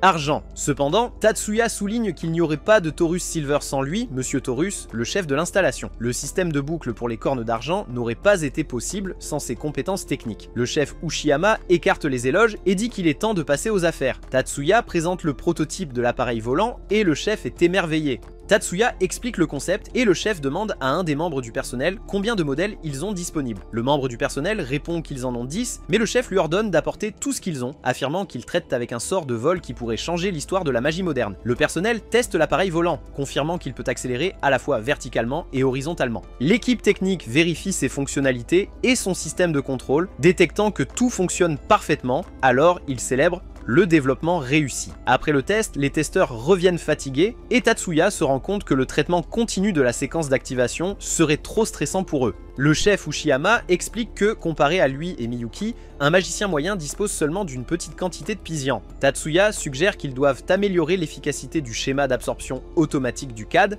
et le chef Uchiyama propose de s'en occuper de son côté s'il obtient le matériel nécessaire pour le traitement. En partant, Miyuki aperçoit son père et le majordome de la famille Yoshiba, monsieur.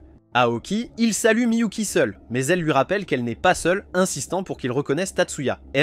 Aoki dit que Tatsuya n'est qu'un simple garde du corps, affirmant qu'il n'a aucune raison de le respecter en tant que majordome de la famille Yoshiba. Miyuki lui rappelle que Tatsuya est son frère. Aoki soutient que tout le monde veut qu'elle soit l'héritière du titre de la famille, la plaçant à un niveau différent de lui. Tatsuya interrompt et l'accuse de faire des affirmations sérieuses. Il demande si sa tante a nommé un successeur, à quoi monsieur? Aoki refuse. Tatsuya interprète cela comme Monsieur Poil Artuek. De Tanzars, Aoki, essayant de semer le doute dans l'esprit d'un candidat à la succession, suggérant qu'il est perturbateur. Les deux continuent d'échanger des mots jusqu'à ce que Monsieur Aoki traite Tatsuya de faux magicien sans cœur. Tatsuya rétorque que l'étiquette de faux magicien sans cœur a été créée par sa mère, la sœur aînée de l'actuel chef de la famille Yotsuba, et l'ancienne chef, donc le traité de faux, est une insulte pour elle. Shiba lui dit d'arrêter de parler mal de sa mère, même si sa haine pour elle est justifiée. Tatsuya part, déclarant qu'il ne déteste pas sa mère parce qu'il n'a pas de cœur pour la haine. En classe, les camarades de Tatsuya le félicitent pour avoir été élu ingénieur. Lors de la cérémonie de lancement, Saigusa annonce officiellement les athlètes et les ingénieurs. Quand le nom de Tatsuya est appelé, Miyuki lui remet l'étiquette de compétition, tandis que ses camarades l'acclament.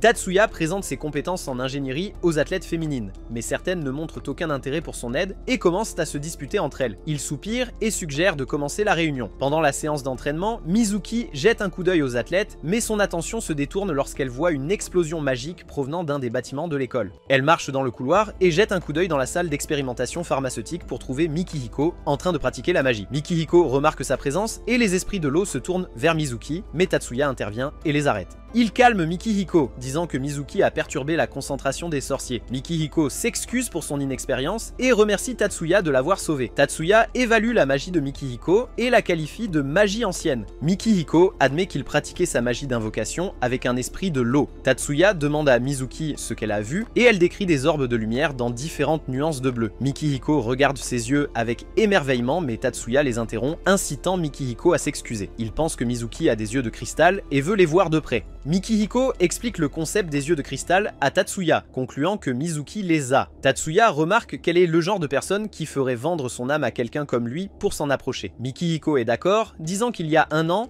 il aurait été captivé et se serait battu pour la garder à ses côtés, mais il ne ressent plus cela. Il ajoute que cela ne signifie pas qu'il va partager sa découverte avec d'autres magiciens, et Tatsuya lui assure qu'il la gardera pour lui. Les étudiants sont prêts à se rendre à la compétition. Saigusa arrive en retard au bus et Marie la gronde, tandis que Tatsuya comprend qu'elle gère une urgence familiale. Dans le bus, Saigusa se plaint de la réaction de Tatsuya et de ce qu'il pense d'elle. Elle voulait qu'il s'assoie à côté d'elle, mais Ichihara l'interrompt, disant que c'était mieux pour lui puisqu'elle l'a mentionné pour éviter de devenir victime de ses yeux envoûtants. Hattori apparaît et semble être sous le charme de Saigusa. Il lui offre une couverture et Ichihara le défend. Mitsui propose du thé à Miyuki, mais elle refuse, disant qu'elle ne le mérite pas puisqu'elle ne souffre pas de la chaleur comme son frère. Elle semble triste et se demande pourquoi son frère doit endurer tant de choses. Shizuku la réconforte, expliquant que son frère est un bon gars qui s'est sacrifié pour un rôle que personne d'autre ne voulait. Miyuki se sent instantanément mieux grâce aux mots de Shizuku. Soudain, un accident se produit et une voiture sur le point d'exploser fonce vers leur bus. Ils paniquent tous et essaient de l'arrêter avec divers sorts. Marie leur dit d'annuler leur sort et demande au président Jumoji s'il peut arrêter la voiture. Il explique que bloquer la voiture n'est pas le seul problème. La tempête de Séon est trop forte, donc il ne peut pas éteindre le feu en même temps. Miyuki propose d'éteindre le feu pendant qu'il arrête la voiture. Ils se mettent tous les deux au travail et la voiture s'arrête immédiatement. Marie se demande quel genre de sort c'est. Miyuki l'identifie comme une dispersion de grammes, ce qui n'est pas surprenant puisque c'est Tatsuya. Saigusa remercie Jumoji et Miyuki pour leur aide, mais Miyuki mentionne qu'elle n'aurait pas pu utiliser la séquence magique sans le sort de déclaration qu'Ichihara a lancé pour arrêter le bus. Marie réprimande les autres étudiants pour avoir lancé des sorts les uns après les autres pendant le chaos, disant que des sorts désordonnés s'annuleront et seront inutiles. Saigusa encourage tout le monde à rester calme en cas de crise. En réfléchissant, Marie se demande qui a annulé les séquences magiques. Ils atteignent les logements de la compétition des 9 écoles et Kirihara remarque l'expression de Hattori. Il demande ce qui ne va pas et Hattori explique que sa confiance a été ébranlée plus tôt quand il n'a rien fait, tandis que Miyuki, plus jeune que lui, a géré la situation. Il sent qu'il perdrait face à elle dans un test de puissance, mais se rassure en se disant que la supériorité parmi les magiciens ne se résume pas à la force magique. Kirihara lui assure qu'il y a quelque chose de spécial chez les deux frères et sœurs et affirme que Tatsuya a déjà tué. Hattori demande si cela signifie que Tatsuya a combattu en situation réelle et Kirihara acquiesce. Il se souvient de l'incident de Blanche, affirmant que Tatsuya était impressionnant parce que sa soif de sang était intense, confirmant que Miyuki n'est pas une fille ordinaire. Tatsuya dit à Miyuki que l'incident n'était pas un accident mais une attaque délibérée puisqu'il a trouvé des traces de magie. Il explique que c'était une magie à petite échelle, lancée instantanément à des niveaux de sortie minimum. La magie consistait en 3 sorts destinés à ne laisser aucun résidu de sillon détectable lancé par le conducteur, indiquant qu'il s'agissait d'une attaque suicide. Miyuki traite le conducteur de lâche avec colère, et Tatsuya lui dit que les criminels et les terroristes sont des lâches parce que ceux qui donnent les ordres risquent rarement leur vie. Ils entrent dans le pavillon et sont surpris de voir Erika. Tatsuya la salue et part tandis que Miyuki se demande pourquoi elle est là 2 jours avant la compétition, devenant encore plus surprise en voyant Mizuki dans une robe révélatrice. Miyuki dit à Mizuki de l'enlever et demande comment elles ont eu accès à l'hôtel militaire. Erika dit qu'elle a utilisé ses relations en tant que membre de la famille Chiba. Miyuki demande à nouveau pourquoi elles sont arrivées tôt, et Erika dit qu'elle prévoit d'assister au banquet. Miyuki leur dit que c'est pour les initiés, mais Erika insiste sur le fait qu'elles sont aussi des initiés parce qu'elles s'en occupent. Au banquet, Erika sert à boire à Tatsuya des boissons en tant que serveuse, et il réalise que c'est son idée d'être une initiée. Miyuki arrive et complimente sa tenue. Ils en parlent jusqu'à ce qu'Erika parte précipitamment pour appeler Mikihiko. Mitsui et Shizuku les approchent. Tatsuya commande qu'ils sont toujours ensemble, et Shizuku répond que c'est parce qu'ils sont amis. Miyuki demande où sont les autres, et Shizuku lui montre où ils sont, disant qu'ils veulent venir, mais ne peuvent pas avec Tatsuya à proximité. Tatsuya l'encourage à aller avec eux et à se connecter avec ses camarades de classe, en soulignant que le travail d'équipe est important.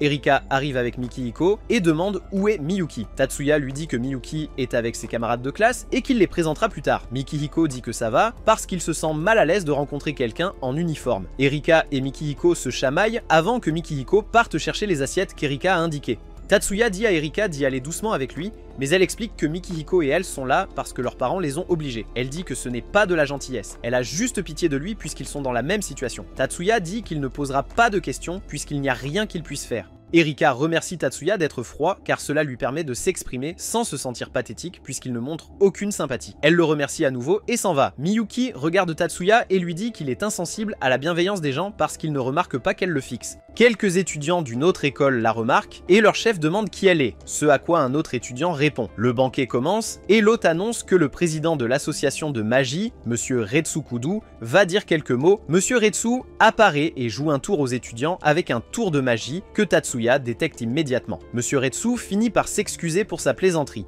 Il mentionne que seulement 5 étudiants ont détecté le tour, ce qui signifie que seuls ces 5 l'auraient attaqué s'il avait été un vrai terroriste. Il fait un court discours encourageant les étudiants à améliorer leurs compétences magiques, exprimant son enthousiasme à voir leur créativité. Dans leur chambre, Mitsui dit à ses colocataires qu'elle se sent nerveuse, mais Miyuki la calme en disant qu'il est trop tôt pour cela. Elle demande à Shizuku des informations sur les événements du lendemain. Shizuku les vérifie et elle décide auquel assister. On frappe à la porte et quand Mitsui l'ouvre, elle trouve Ami et quelques autres athlètes féminines. Emi les incite à les rejoindre aux sources chaudes. Pendant ce temps, Mikihiko pratique sa magie d'invocation, mais il sent des voleurs à proximité. Il envisage de le signaler à la sécurité, puisqu'il n'est plus aussi fort qu'avant, mais décide ensuite d'agir comme Tatsuya, qui a dominé les étudiants du cours 1. Il poursuit les voleurs qui essaient de lui tirer dessus, mais quelqu'un le sauve. Il s'avère que c'est Tatsuya. L'épisode récapitule comment Tatsuya est arrivé juste à temps pour sauver Mikihiko de l'attaque des voleurs. Tatsuya vérifie leur pouls et confirme qu'ils sont encore en vie. Il félicite Mikihiko pour avoir neutralisé ses cibles d'un seul coup depuis un angle mort sans les blesser gravement. Mikihiko dit qu'il aurait été touché si Tatsuya n'était pas intervenu, mais Tatsuya le traite d'idiot pour ne pas reconnaître son propre succès en capturant les intrus avec sa magie. Tatsuya demande ce que Mikihiko voit pour lui-même, affirmant qu'il peut battre n'importe qui, peu importe son habileté, sans l'aide de personne.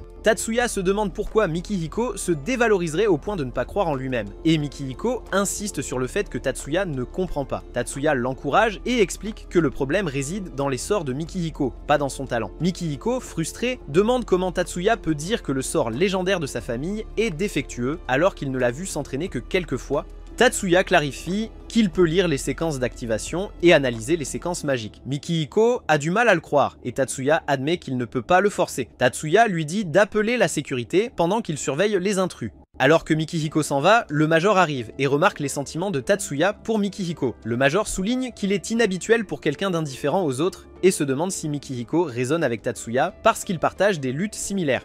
Tatsuya lui dit qu'il a surmonté ses luttes, ce à quoi le major note que ces mots montrent qu'il se souvient de ce que cela fait. La compétition commence et le commentateur annonce que les matchs officiels dureront 5 jours, tandis que la compétition des débutants se déroulera sur 10 jours. Tatsuya demande à Mitsui si elle est prête pour la compétition, et elle affirme, mentionnant qu'elle a travaillé sur sa condition physique. Miyuki intervient en disant qu'elle a maintenant des muscles, laissant Mitsui embarrassée, affirmant qu'elle ne veut pas devenir une femme musclée. Tatsuya rit de son commentaire, la rendant timide, mais Shizuku dit que Tatsuya rit à cause de la façon dont elle l'a formulé. Mitsui exprime qu'elle se sent exclue puisque Tatsuya sera avec elle pendant leur compétition.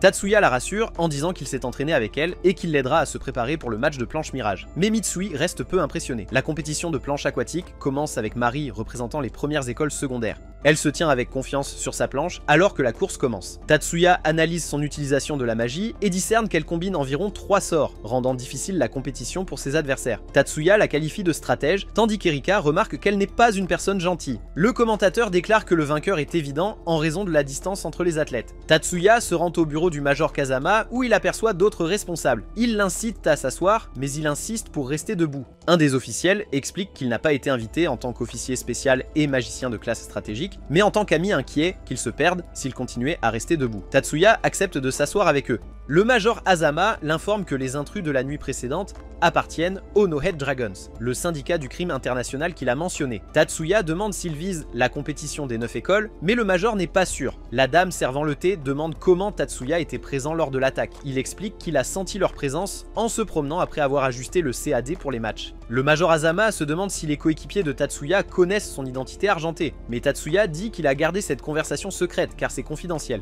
Ils discutent de la possibilité qu'il rejoigne la compétition, mais le major dit que c'est une mauvaise idée parce que lancer de la magie militaire top secrète dans un tournoi public n'est pas judicieux. Tatsuya le rassure en disant qu'il est rare qu'un ingénieur comme lui participe à un tournoi. Tatsuya retourne à l'arène de la compétition où le prochain match a lieu dans le lieu des qualifications de tir de vitesse. Il commente sur la foule dans l'arène et Miyuki mentionne que c'est parce que Saegusa participe. Il demande des nouvelles de Mikihiko et Erika lui dit qu'il se repose au chalet parce qu'il se sent malade. La compétition commence et Saegusa tire parfaitement, battant son adversaire avec un score parfait tandis que les supporters de son école l'acclament. Plus tard dans la soirée, les dames célèbrent leur victoire dans les matchs. Saegusa mentionne que Hattori a réussi à gagner son match malgré des problèmes avec son CAD. Elle se rend compte que le CAD a besoin d'un bon calibrage, et il se demande qui peut l'aider puisque ses ingénieurs seront occupés le lendemain. Elle suggère de demander à Tatsuya puisqu'il est libre le lendemain et le jour suivant, et incite Miyuki à lui transmettre le message. Miyuki parle à Tatsuya de la demande. Il accepte d'aider, mais exprime ses inquiétudes à propos de son retour seul à l'hôtel la nuit. Il propose de la raccompagner, laissant le CAD qu'il programme de côté parce qu'elle est plus importante pour lui. Elle dit qu'elle ressent la même chose. Dans le match suivant, Saegusa voit Tatsuya peaufiner son CAD. Elle lui dit qu'elle compte sur lui et lui demande de l'aider avec ses exercices d'étirement.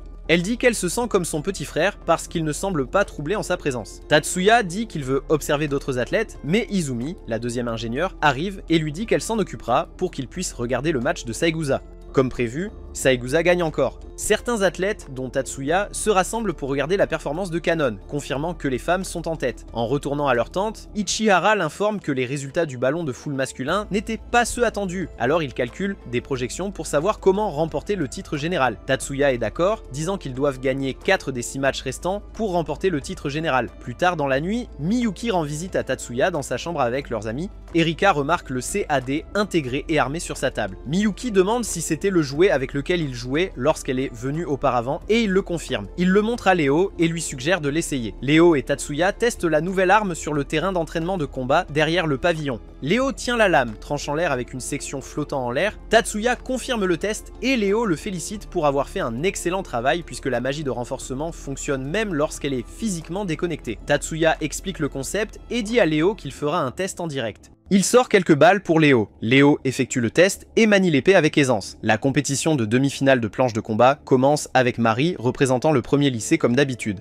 Tout en glissant, elle remarque que son adversaire accélère de manière incontrôlable. Mari essaie de la ralentir, mais sa planche s'enfonce et elles s'écrasent toutes les deux au sol. Mari se réveille à l'hôpital avec Saegusa à ses côtés. Saegusa la rassure en lui disant qu'elle va bien mentalement, mais l'informe qu'elle ne pourra pas participer à la compétition de Mirage Bat parce qu'elle s'est cassé les côtes et qu'elle a besoin d'une semaine pour guérir. Mari demande comment s'est passée la course, et Saegusa explique que les 3e et 9e lycées vont s'affronter en finale. tandis que le 7e lycée a été disqualifié pour combat imprudent. Saigusa ajoute que le candidat du 7e lycée n'a pas été gravement blessé grâce à l'aide de Mari. Mari semble peu impressionnée car elle s'est blessée, mais Saigusa note que, selon Tatsuya, le candidat aurait été gravement blessé sans l'assistance de Mari. Mari se demande pourquoi le nom de Tatsuya revient sans cesse. Saigusa explique que c'est lui qui l'a sauvé, a remarqué ses côtes fracturées, a donné des instructions aux ambulanciers et l'a transporté à l'hôpital. Mari rougit de gêne, réalisant qu'elle devrait le remercier plus tard. Saigusa demande si un tiers utilisant la magie l'a gênée, car il pense que la raison pour laquelle elle a perdu l'équilibre en essayant de sauver son adversaire est due à un sort illégal lancé par quelqu'un qui a perturbé la surface de l'eau. Mari se souvient d'avoir ressenti un balancement anormal avant que sa planche ne coule et le confirme. Saigusa mentionne que Tatsuya prévoit d'emprunter les vidéos au personnel du tournoi pour analyser les fluctuations de la surface de l'eau. Tatsuya et ses amis regardent les vidéos et Kei soupçonne que l'attaque provient d'un agent caché sous l'eau. Il mentionne que selon l'analyse de Tatsuya, la force affectant la surface de l'eau provenait de l'eau elle-même. Mizuki et Mikihiko arrivent et Tatsuya les présente, expliquant qu'il les a appelés pour aider à résoudre le mystère de l'opérateur sous-marin. Tatsuya détaille son analyse et conclut qu'il n'est pas facile de lancer des sorts qui font s'effondrer les voies navigables de l'extérieur sans être détectés, et il est peu probable qu'il s'agisse de magie retardée. Il affirme que la seule explication plausible est que le sort a été lancé par quelqu'un caché sous l'eau. Il réitère que c'est une idée ridicule car il est impossible de se cacher complètement en utilisant la magie moderne ou ancienne, ce qui conduit à la conclusion que quelque chose d'autre qu'un humain se cachait dans l'eau. Tatsuya demande à Mikihiko s'il est possible de lancer un sort retardé qui s'active après quelques heures en utilisant la magie des esprits, surtout dans des conditions pour faire s'effondrer l'eau. Mikihiko confirme que c'est faisable. Il diffuse un extrait montrant la candidate de la 7e haute accélérée et réalise que l'accélération s'est produite parce que quelqu'un a trafiqué son CAD. Kei se demande qui aurait pu le manipuler et Tatsuya soupçonne que des agents parmi les membres du comité du tournoi pourraient être les responsables puisqu'ils peuvent accéder au CAD lorsqu'ils sont retirés de la protection de l'école. Le conseil des élèves de First High se réunit pour discuter de leur besoin de gagner les 2 dernières batailles officielles pour assurer la victoire globale. Saigusa mentionne qu'ils doivent être prudents face à des interférences de sources inconnues et Saigusa demande à Ichihara un débriefing. Ichihara rapporte qu'ils sont en bonne voie avec leurs prévisions, mais qu'ils doivent gagner les matchs officiels de Mirage Bat et Monolith Code pour éviter de se faire dépasser par Third Eye. Saigusa dit à Miyuki qu'elle participera à l'épreuve officielle de Mirage Bat à la place de Mari. Miyuki proteste, soulignant que certains étudiants de classe supérieure ne participent qu'à un seul match, mais Mari déclare qu'ils ne sont pas assez qualifiés. Tatsuya l'encourage à relever le défi puisqu'il croit en ses capacités et promet d'optimiser son CAD du mieux qu'il peut. Tatsuya vérifie avec Mitsui si elle est prête pour sa course, et elle confirme, bien que nerveusement. Shizuku arrive et prend le CAD nouvellement développé par Tatsuya. Il l'encourage à le vérifier soigneusement, et elle lui assure qu'elle se sent bien à ce sujet. Elle demande s'il ne veut pas que sa famille l'embauche, et Tatsuya dit qu'ils en parleront une fois qu'il aura sa licence. Au stand de tir, Mari exprime que c'est la première fois qu'il voit ses compétences d'ingénierie de Tatsuya en action.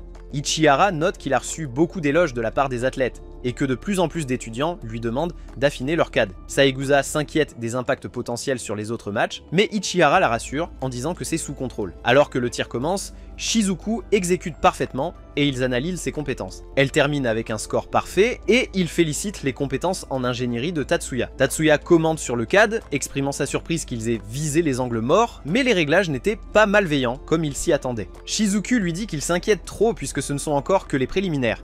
Tatsuya mentionne qu'elle se battra en mode match pendant les quarts de finale, donc il a optimisé son épée et elle peut la vérifier. Ichihara examine les résultats du match et note que les filles gagnent, tandis que 2 garçons dans les courses masculines n'ont pas passé le cap. Elle suggère qu'ils devraient mettre plus d'efforts dans la formation des ingénieurs dans leur école. Tatsuya termine de configurer le CAD de Shizuku et la rassure en lui disant qu'elle va gagner. Shizuku répond avec confiance qu'elle le fera parce que Tatsuya a tout parfaitement préparé pour elle. Shizuku remporte les quarts de finale de tir de vitesse des nouveaux venus avec un score parfait et les membres de son école applaudissent de joie. Saigusa la salue joyeusement et partage son impression. Tatsuya insiste sur le fait que les filles ont gagné grâce à leur propre travail acharné et Saigusa les félicite aussi. Mari ajoute que les efforts de Tatsuya dans les matchs ne devraient pas être négligés. Enfin, Tatsuya reconnaît les éloges mais dit merci sans enthousiasme. Mari se demande pourquoi il parle ainsi. Il explique que le fait d'avoir tous leurs joueurs sur le podium est en grande partie dû à ses compétences en ingénierie. Ce qu'ils savent tous être vrai, les athlètes partagent leurs pensées avec Ami disant qu'elle a eu l'impression que sa magie s'était soudainement certainement amélioré. Ichihara mentionne que l'université les a approchés pour adopter officiellement la magie de Shizuku dans l'index de l'université de magie.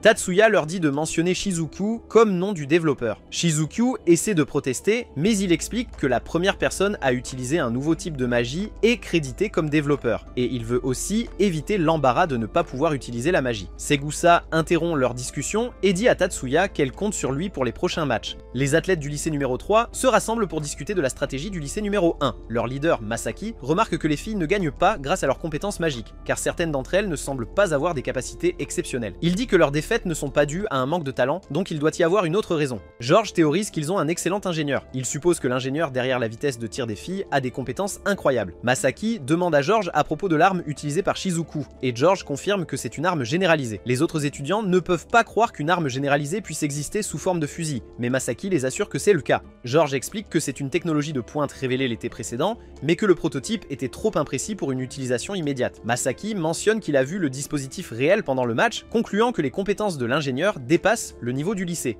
Il ajoute que tous les matchs auxquels il participe seront un défi difficile pour eux. Tatsuya dit à Azusa et Mitsui qu'il les aidera avec son battleboard puisqu'il a un peu plus de temps libre. Mitsui lui demande rapidement d'ajuster son CAD, mais il refuse, affirmant que c'est impoli envers Azusa. Mitsui s'excuse et Azusa n'y prête pas attention. Tatsuya accepte d'ajuster sa stratégie pour les préliminaires à cause de son regret. Les athlètes se rassemblent tous près du canal et Azusa demande pourquoi Mitsui a préparé autant de séquences d'activation optique. Tatsuya explique qu'utiliser la magie pour interférer avec les autres concurrents n'est pas autorisé, mais qu'ils peuvent toujours les perturber en affectant la surface de l'eau. Il leur donne à chacun des lunettes optiques sombres à porter. La course commence et Mitsui lance un sort optique sur la surface de l'eau, faisant perdre l'équilibre aux autres tandis qu'elle navigue facilement pour gagner. Elle court joyeusement vers Tatsuya, le remerciant les larmes aux yeux, disant qu'elle n'a jamais gagné de jeu ou de tournoi auparavant, mais qu'il a rendu cela possible. Les dirigeants du conseil des élèves se réunissent pour discuter du déroulement de la compétition. Mari confirme que seul Morisaki a terminé en tant que finaliste dans le tir de vitesse masculin, tandis que les deux autres gars ont été éliminés. Jumonji mentionne que les garçons pourraient bénéficier d'un coup de pouce au moral et qu'ils doivent se débarrasser de leur déprime. Un groupe d'hommes soutenant Third High est assis à une table ronde, discutant de la nécessité d'agir contre First High pour les empêcher de gagner. L'un d'eux remarque qu'ils ont attiré une grande foule cette fois, ce qui va sérieusement impacter leur entreprise. Il avertit que leur patron pourrait prendre les choses en main, selon l'ampleur de leur défaite. Tatsuya ouvre sa porte et trouve Miyuki à l'intérieur.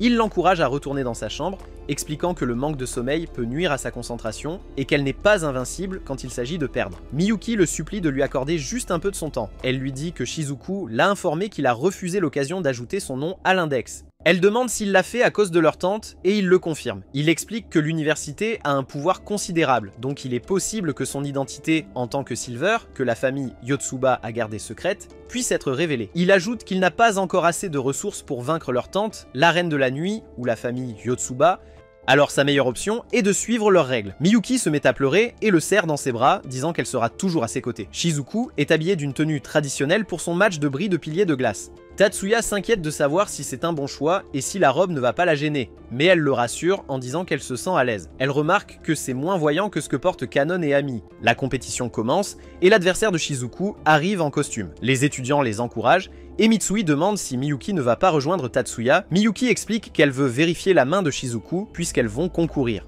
Peu de temps après, Shizuku montre ses compétences et remporte le match, rendant son équipe extatique. Mitsui regarde Tatsuya avec admiration pendant qu'il peaufine la séquence magique du CAD. Elle commente que c'est aussi beau que le jour de l'examen. Miyuki arrive et interrompt ses pensées.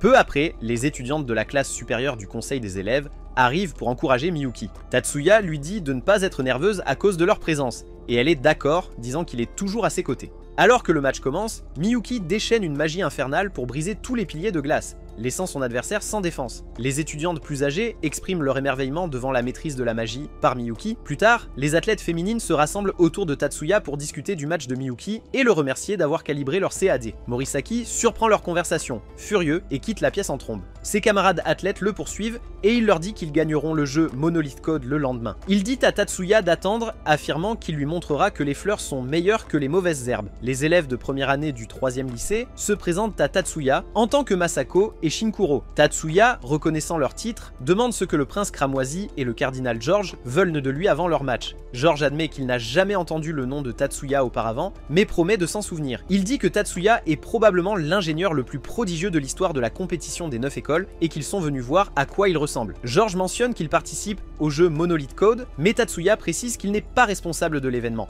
George exprime le désir de se mesurer un jour aux joueurs de Tatsuya, bien qu'il croit qu'ils gagneront de toute façon.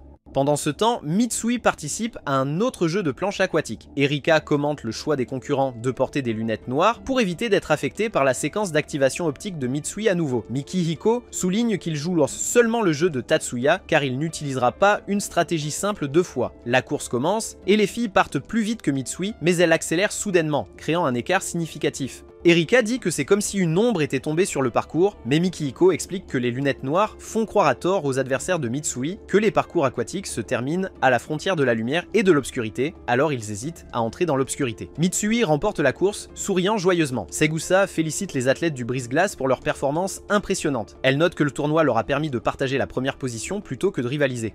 Imi décide de se retirer, tandis que Shizuku veut affronter Miyuki, ne voulant pas rater l'occasion. Segusa demande le choix de Miyuki et elle accepte de relever le défi parce que c'est ce qu'elle veut. Le match commence. Shizuku lutte durement contre la magie infernale de Miyuki, utilisant un autre CAD pour lancer des sorts de haut niveau sur les piliers. Miyuki félicite Shizuku pour avoir maîtrisé la technique du double CAD, mais la qualifie de naïve. Miyuki lance alors un sort Niflime avec son CAD, décrit par Marie comme une magie de congélation à large portée capable de créer de l'azote liquide. Miyuki remporte le match, laissant Shizuku sous le choc. Shizuku s'assoit seule dans sa chambre, se sentant triste lorsque Mitsui vient la réconforter. Shizuku pleure sa défaite, sachant qu'elle n'avait aucune chance, bien qu'elle ait réalisé qu'elle était dépassée par les compétences de Miyuki. Tatsuya est allongé sur son lit, se remémorant l'histoire du prince cramoisi et du cardinal George. Il explique que Masaki a gagné son titre de prince cramoisi d'Ichijo après s'être porté volontaire comme soldat à seulement 18 ans, utilisant la magie de rupture pour décimer les forces ennemies. Il identifie George comme le magicien de génie qui a découvert les codes cardinaux qui étaient pensés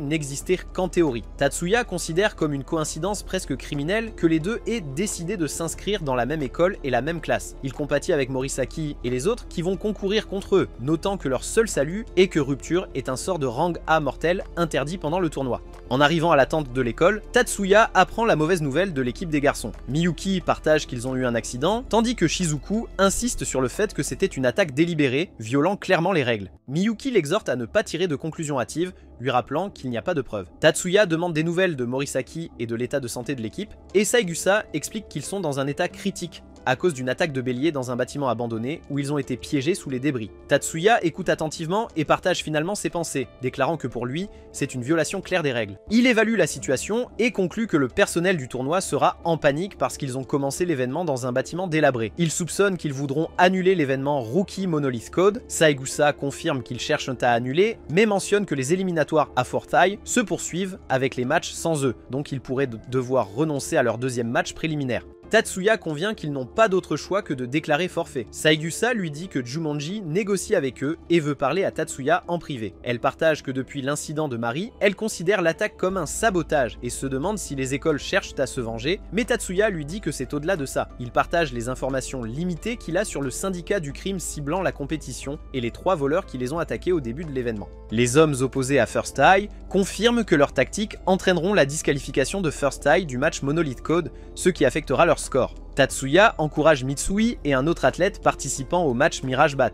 Pendant le match, les filles performent bien, tandis que certains garçons spéculent sur la façon dont Tatsuya peut faire fonctionner une séquence d'activation si petite. Il remarque que n'importe qui pourrait penser qu'il est lui-même taureau argent. Azusa entend leurs commentaires et fait le lien avec les compétences en ingénierie de Tatsuya, s'exclamant lorsqu'elle réalise qu'il est le véritable Taurus Silver juste au moment où les filles gagnent le match. Tatsuya est convoqué par le conseil des élèves. Saigusa le remercie pour ses efforts et explique qu'étant donné leur situation actuelle, ils doivent sécuriser la première place dans la compétition des débutants du code Monolith. Elle mentionne que Misaki et Shinkuro participent et qu'avec leur travail d'équipe, ils ne devraient pas rencontrer beaucoup de défis. Elle demande à Tatsuya de les représenter dans la compétition Monolith Code. Tatsuya demande pourquoi elle l'a choisi et Segusa dit qu'elle croit qu'il en est capable. Tatsuya refuse pour diverses raisons valables, mais Jumonji insiste pour qu'il accepte la responsabilité. À contre-cœur, Tatsuya accepte et Jumonji lui demande de choisir ses coéquipiers. Tatsuya choisit Léo et Mikihiko, ce qui fait crier Hattori de frustration. Tatsuya explique qu'il les a choisis parce qu'il a une bonne entente avec eux, ce qui est essentiel pour le travail d'équipe.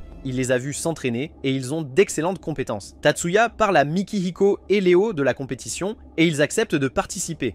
Tatsuya expose la stratégie pour l'événement, disant que Léo prendra le rôle défensif, ce qui signifie qu'il doit protéger son monolithe des attaques ennemies. Tatsuya vérifie si Léo sait ce qu'il doit faire pour gagner un monolithe. Léo confirme qu'il doit soit éliminer l'autre équipe, soit entrer le code caché dans le monolithe dans le terminal. Tatsuya lui clarifie le concept et Léo reconnaît ses responsabilités défensives. Léo demande comment ils repousseront les ennemis puisqu'ils ne peuvent pas utiliser d'attaque physique. Tatsuya lui remet le dispositif CAD que Léo avait précédemment testé, mentionnant que l'utilisation d'un sort pour lancer une attaque de masse sur l'ennemi ne serait pas considérée comme une violation. Tatsuya assigne à Mikihiko la tâche d'utiliser des tactiques de guérilla, ce qui signifie qu'il doit soutenir à la fois l'attaque et la défense. Mikihiko se souvient des commentaires de Tatsuya sur la complexité des sorts de la famille Yoshida, raison pour laquelle il ne pouvait pas utiliser sa magie comme il le souhaitait. Il admet que son sort était camouflé pour cacher sa véritable nature. Tatsuya explique que ses sorts auraient été efficaces avec des incantations plus longues, mais maintenant que la magie moderne est accélérée par les CAD, ils ne sont plus efficaces. Mikihiko comprend que la magie moderne surpasse la magie ancienne, mais Tatsuya le corrige en disant que pour les attaques surprises extrasensorielles, la magie moderne ne peut pas rivaliser avec la magie ancienne. Tatsuya ajoute qu'il a recommandé Mikihiko parce que sa magie ancienne d'embuscade serait un atout précieux pour eux. Mikihiko se lève et accepte le rôle. Le jeu Monolith Code commence et Tatsuya montre ses compétences aux côtés de ses coéquipiers. Misaki et Shinkuro les observent depuis un écran pour analyser leurs mouvements. Tatsuya lance le sort Gramme Démolition sur l'un des adversaires, surprenant George. Saigusa admet qu'elle avait des soupçons sur la capacité de Tatsuya à utiliser Gramme Démolition. Mari se remémore leur incident précédent et demande si Saigusa comprend ce qui vient de se passer. Saigusa l'explique comme un démantèlement de sort, détaillant les caractéristiques du sort, et conclut qu'il n'a pas de défaut significatif au-delà de sa courte portée. Elle ajoute que c'est le plus puissant des sorts de contre-magie disponibles, mais ce n'est pas quelque chose que n'importe qui peut manier. Tatsuya continue de jouer et ils parviennent à ouvrir le monolithe, mais ensuite ils s'arrêtent et se dispersent. Shizuku remet en question leur décision de se disperser et Miyuki explique qu'entrer un code de 512 caractères ne sera pas facile, même pour son frère, alors qu'ils sont sous le feu ennemi. Tatsuya lance un autre sort sur l'un de leurs adversaires et George l'identifie comme un type de résonance non systématique. Misaki déclare que c'est la fin du jeu pour leurs adversaires et le klaxon retentit pour annoncer leur victoire, ce qui amène son équipe à célébrer. Misaki demande à George comment il compte abattre Tatsuya. George partage qu'il ne peut s'empêcher de penser que Tatsuya est aguerri au combat, vu sa manière de se comporter. Il suggère qu'il devrait être plus prudent face aux capacités de combat de Tatsuya qu'à ses compétences magiques. Misaki s'enquiert des compétences magiques de George, et George admet qu'elles sont faibles, donc la seule chose à surveiller est le démantèlement de sorts de Tatsuya et les pièges. George conclut que si Misaki peut engager Tatsuya dans un combat direct sur un terrain ouvert, leur victoire est garantie. Le premier lycée affronte le deuxième lycée dans le deuxième match de Monolith, et l'équipe de Tatsuya du premier lycée gagne. Le major Azama et une dame regardent sa compétition depuis leur bureau. Le major Kazama mentionne que Tatsuya prend trop de raccourcis en n'utilisant pas le flashcast ou la vue élémentaire. L'assistant suggère qu'il doit avoir ses raisons, mais il devra certainement utiliser le flashcast lors de la finale contre le prince cramoisi et le cardinal George, puisqu'il ne peut pas gagner avec un CAD de basse spécification. Miyuki et Tatsuya descendent le couloir. Miyuki exhorte Tatsuya à se reposer avant leur prochain match, mais il insiste pour regarder le match de la troisième école. En chemin, il voit Terika se disputer avec son frère à propos de venir voir Mari au lieu de s'entraîner. Elle s'éloigne et aperçoit Miyuki et Tatsuya. Tatsuya observe attentivement le match et remarque que le prince écarlate utilise une magie d'interférence qu'il pensait réservée au clan Jumonji. La troisième école remporte le match. Saigusa demande à Jumonji à ce sujet, et il soupçonne que le prince l'a utilisé comme appât pour Tatsuya. Tatsuya réalise que Masaki a l'intention de l'attirer dans une confrontation directe en s'exposant délibérément. Cela les met dans une situation délicate car ils doivent mordre à l'hameçon pour gagner. Il félicite Cardinal George pour une stratégie astucieuse. Tatsuya dit à son équipe qu'ils les ont et ils sont tous d'accord. Il analyse les compétences de George comme la balle invisible. Tatsuya leur rappelle que George n'est pas le seul adversaire dont ils doivent se soucier. Donc avant de se préoccuper de Masaki et George, ils devraient se concentrer sur leur match avec le lycée numéro 9. Le code monolithe commence pour les lycées numéro 1 et numéro 9. L'équipe de Tatsuya gagne à nouveau. Et Erika note fièrement que Mikihiko n'a pas du tout changé. Erika se tient seule au sommet du bâtiment. Mikihiko l'approche et dit qu'il veut voir le mont Fuji avant les finales. Après un moment de silence, Erika demande s'il ressent l'énergie qu'il est venu absorber. Elle lui dit qu'il peut maintenant utiliser la magie comme avant l'accident. Elle l'encourage à continuer car il n'a rien à craindre de Third Eye. Ono remet une boîte à Tatsuya de la part de son maître, en se plaignant qu'elle n'est pas une coursière mais une conseillère. Tatsuya lui demande de rassembler des informations sur la base du dragon sans tête en échange d'un gain inattendu sans impôt. Elle lui demande comment il est au courant et il explique qu'il veut juste découvrir qui est l'ennemi qu'il menace. Elle promet de lui donner l'information dans 2 jours. Masaki et George lisent les annonces. Ils confirment que le match aura lieu sur la scène en plein air. Ils sont excités que leurs plans l'emporteront. Tatsuya montre les robes qu'il a reçues de son maître à Léo et Mikihiko. Il explique qu'il a inscrit des cercles magiques dessus qui fonctionnent comme de la magie gravée avec un ancien médium magique. Il mentionne que les robes augmentent la puissance magique de celui qui les porte. Léo demande à quoi ils servent, et Tatsuya dit que la balle invisible de George a besoin d'une confirmation visuelle de sa cible, donc les robes bloqueront les sorts. Il les assure que le comité a vérifié leur dispositif, donc ils sont en règle. Tatsuya reçoit un briefing de Saegusa sur les forces de leurs adversaires. Hattori demande si Tatsuya a une stratégie, et Tatsuya explique qu'il prévoit de forcer Masaki à un combat rapproché, puisqu'il est excessivement obsédé par lui. Kihihara lui rappelle que les bagarres ne sont pas autorisées, et Tatsuya mentionne qu'il y a un moyen de garder les mains propres. Tatsuya s'entraîne le matin, admettant qu'il n'est pas sûr de pouvoir vaincre Masaki, seul compte tenu de ses limitations actuelles. Il arrive et offre une serviette à une fille qui reconnaît la force de Masaki et note qu'il doit se battre avec ses pouvoirs limités. Elle ajoute qu'en tant que personne qui a aidé à imposer ses limites, elle ne peut pas vraiment en dire beaucoup, mais elle croit que personne ne peut le battre. Elle s'en va furieuse, laissant Tatsuya se demander quoi faire ensuite. La compétition commence et Erika taquine Léo et Mikihiko à propos de leurs robes. Mikihiko demande pourquoi il n'a pas à en porter un et Tatsuya explique qu'il est un avant-garde, donc il ne peut pas courir vite dans une tenue aussi inconfortable. Mizuki enlève ses lunettes et dit à Erika qu'elle voit des esprits tournoyer autour de Mikihiko. Masaki et George remarquent les robes et se demandent à quoi elles servent. Masaki soupçonne qu'il pourrait s'agir d'une contre-mesure contre la balle invisible de George puisqu'il en est au courant. George confirme que le sort n'a pas de pouvoir de pénétration, mais ne peut pas être bloqué par de simples vêtements. Il doute qu'il les affrontera avec une stratégie aussi faible. George dit qu'il ne s'attendait pas à ce que Tatsuya ait un autre tour, mais Masaki rejette ses réflexions excessives. Le président, Monsieur Kudo, s'assoit pour regarder le match, notant qu'il a trouvé un jeune talent intéressant. Le match commence avec Masaki lançant des sorts sur Tatsuya, mais Tatsuya les bloque à mesure qu'il se rapproche. Les autres concurrents louent les compétences de Tatsuya, se demandant s'il est vraiment un étudiant de 2e cours. George observe que Tatsuya utilise un type de magie différent et se demande s'il a vraiment changé la structure de sa séquence en seulement 2 heures. Il décide de se rendre sur le champ de bataille. Tatsuya esquive de justesse l'une des attaques de Masaki, mais détermine qu'il n'a pas d'autre choix que d'utiliser sa magie de vision élémentaire. Le Major, observant les mouvements de Tatsuya, réalise qu'il ne peut plus se retenir à cause du sort qu'il a utilisé. Une dame suggère qu'on pourrait finalement dire qu'il a utilisé la magie du 6e sens et non la vision élémentaire. Le Major Kazama affirme qu'il peut tromper les novices mais pas les yeux aiguisés du président M.